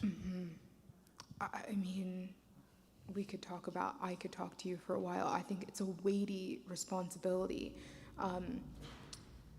This does not in any way compare, but I'm thinking about my family and, my father. A lot of people think I came from readers. If there was a book in my house, it was mine. And my dad would never claim to be a reader. He's not a writer. He's just not interested. And so when it came to kind of collecting his story, which appears a lot in my first book, This Here Flesh, I found I had this this massive weight. I wanted to honor him. I wanted to not reduce him to kind of a single story. I didn't want to give kind of the juiciest traumas of his life and leave him one-dimensional. And it was really, really difficult to be a scribe for someone else's story. I think it's a lot of responsibility, and it takes so much patience. I found that people don't always believe that you're prepared to be the scribe. They don't believe that you will wait with them through a story. And so a lot of our elders, not all of us, but many of us, a lot of our elders, they kind of feel that they have to tell a story with a bow, with a conclusion, don't trouble them, this is how it ended, or give some kind of clear narrative arc as if their life's a movie. And with my father and even my grandma to some extent, it was such hard work, I found, to just convince them I'm here.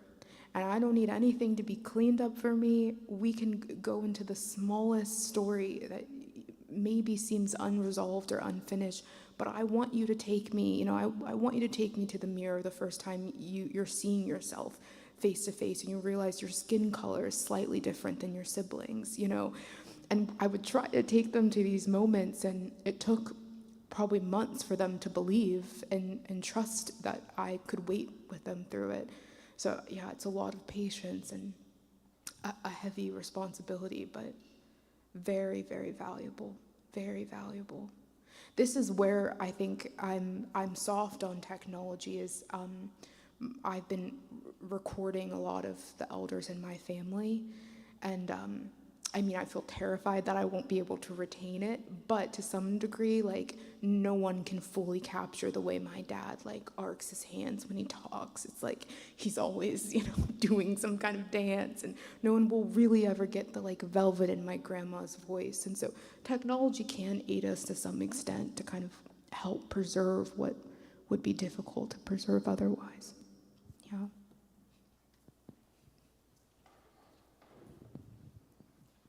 Hi, thank you again. It was a wonderful sharing. I mentioned earlier that I'm involved in storytelling for organizations, and I stumbled on that through journals, which were really letters to myself as a kid going through a childhood trauma, and I have found that letter writing has been therapeutic, and I was wondering if you can speak to that, not just the recipient of the letter, but the letter writer. Yeah, absolutely. Yeah, it's Cheryl, right? Yeah, thank you. I was actually thinking of you when I was talking at one point, when I was talking about story. I was like, oh, I met Cheryl, the storyteller. So I'm glad that resonated with you.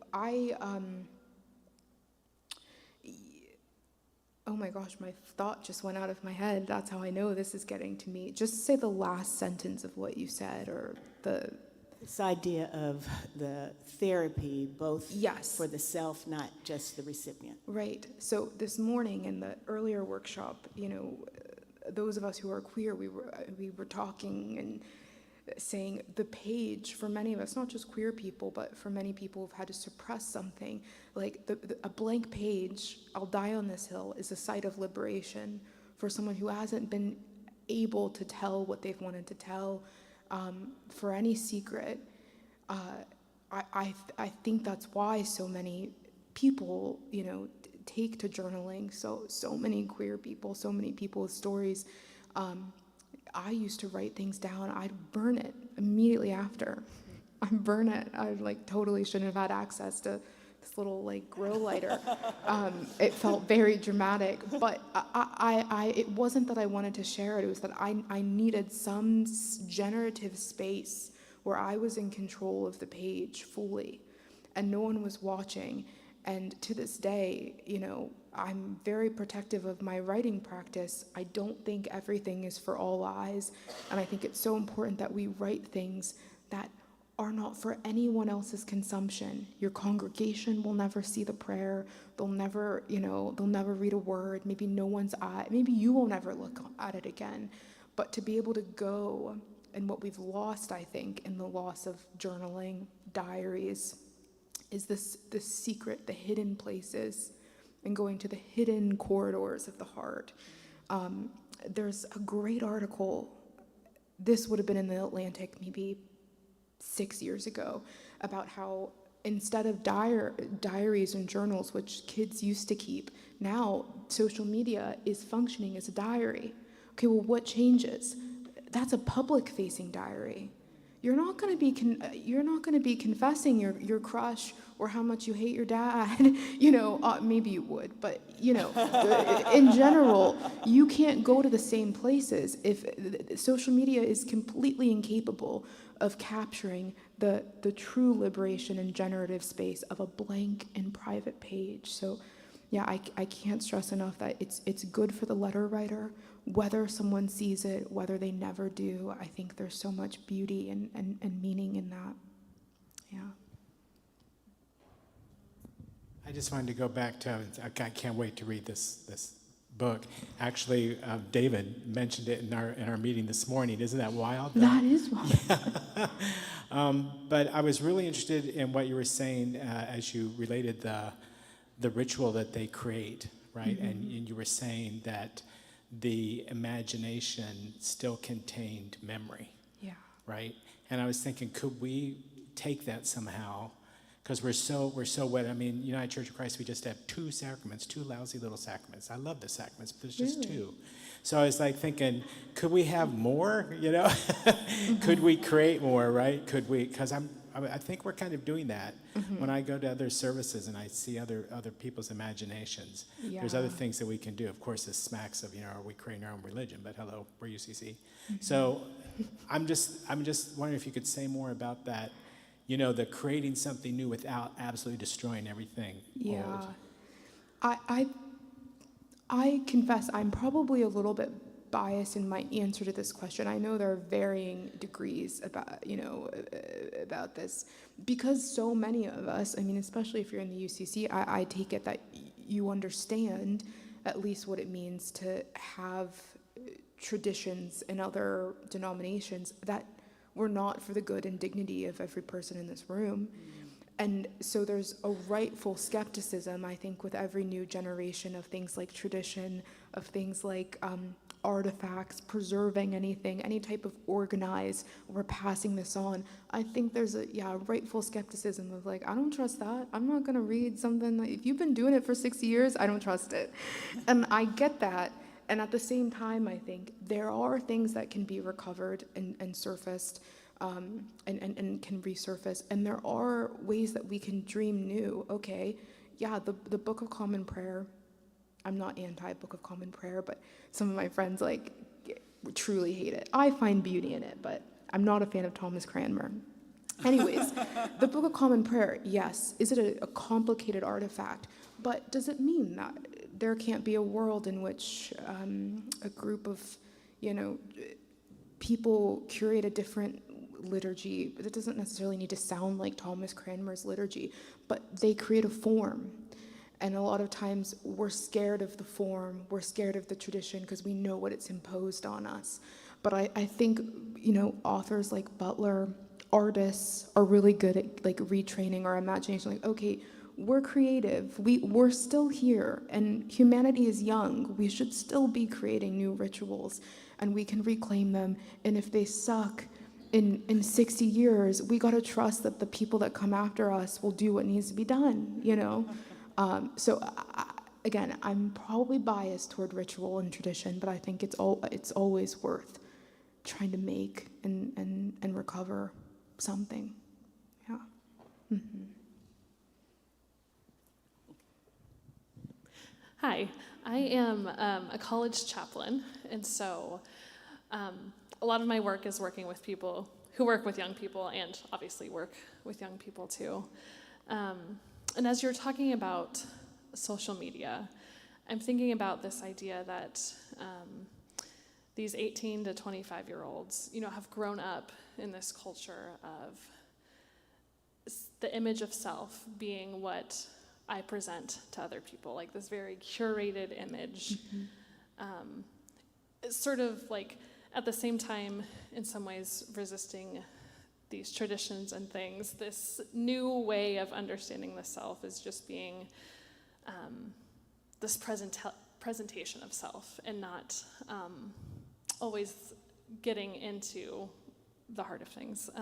And so I'm curious if you have experience or thoughts about how to cultivate and encourage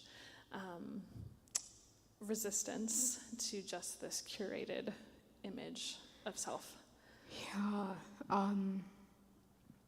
I have a lot of things running through my head because it really is so complicated, especially, I worked in college chaplaincy for a while, and with every new kind of class that came in, you're keenly aware of,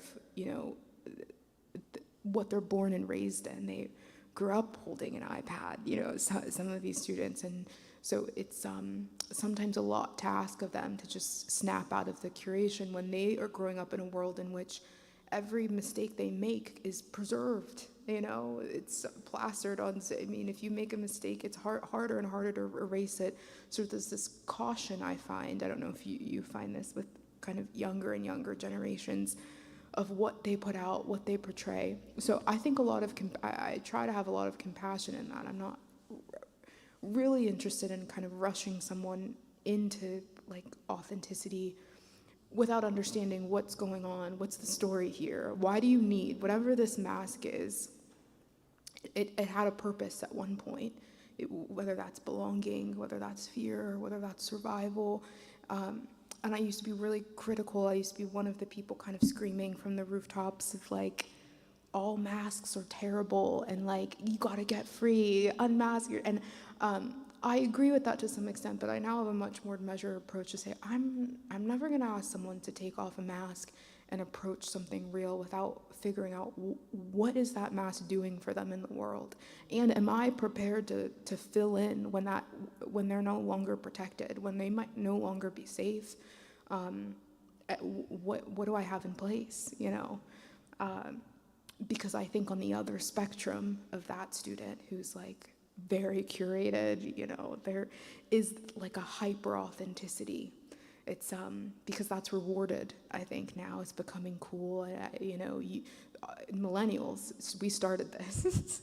Authenticity is like our word. We want, for better and worse. But what's that done is it's made people rush into a kind of overexposure, this overbearing of themselves, where they're giving everything away to anyone in the name of a perceived closeness. You have small groups where everyone's sobbing, and you're like, that's a success. We had 8 people cry, and it's like, what are we doing?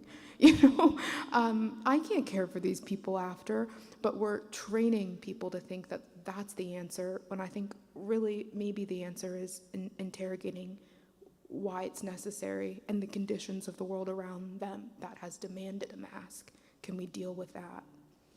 Yeah, that's a good question. I heard the bell ring. Yes. Thank Come you like the end all of so class. much. Yeah. I am reminded that in the United Church of Christ, one of the things that, well, keeps being repeated, I hope, that is that every generation is to make their faith their own. So that as we're talking about younger generations, that what we do is we be as authentic as we can in the faith and the expressions of what we're doing in church and in the world together, leaving room for the next generations to continue to make faith their own that may look very different from what we're doing, and we can only hope so. Thank you, Cole, for sharing this day. And we'll see you at the hotel.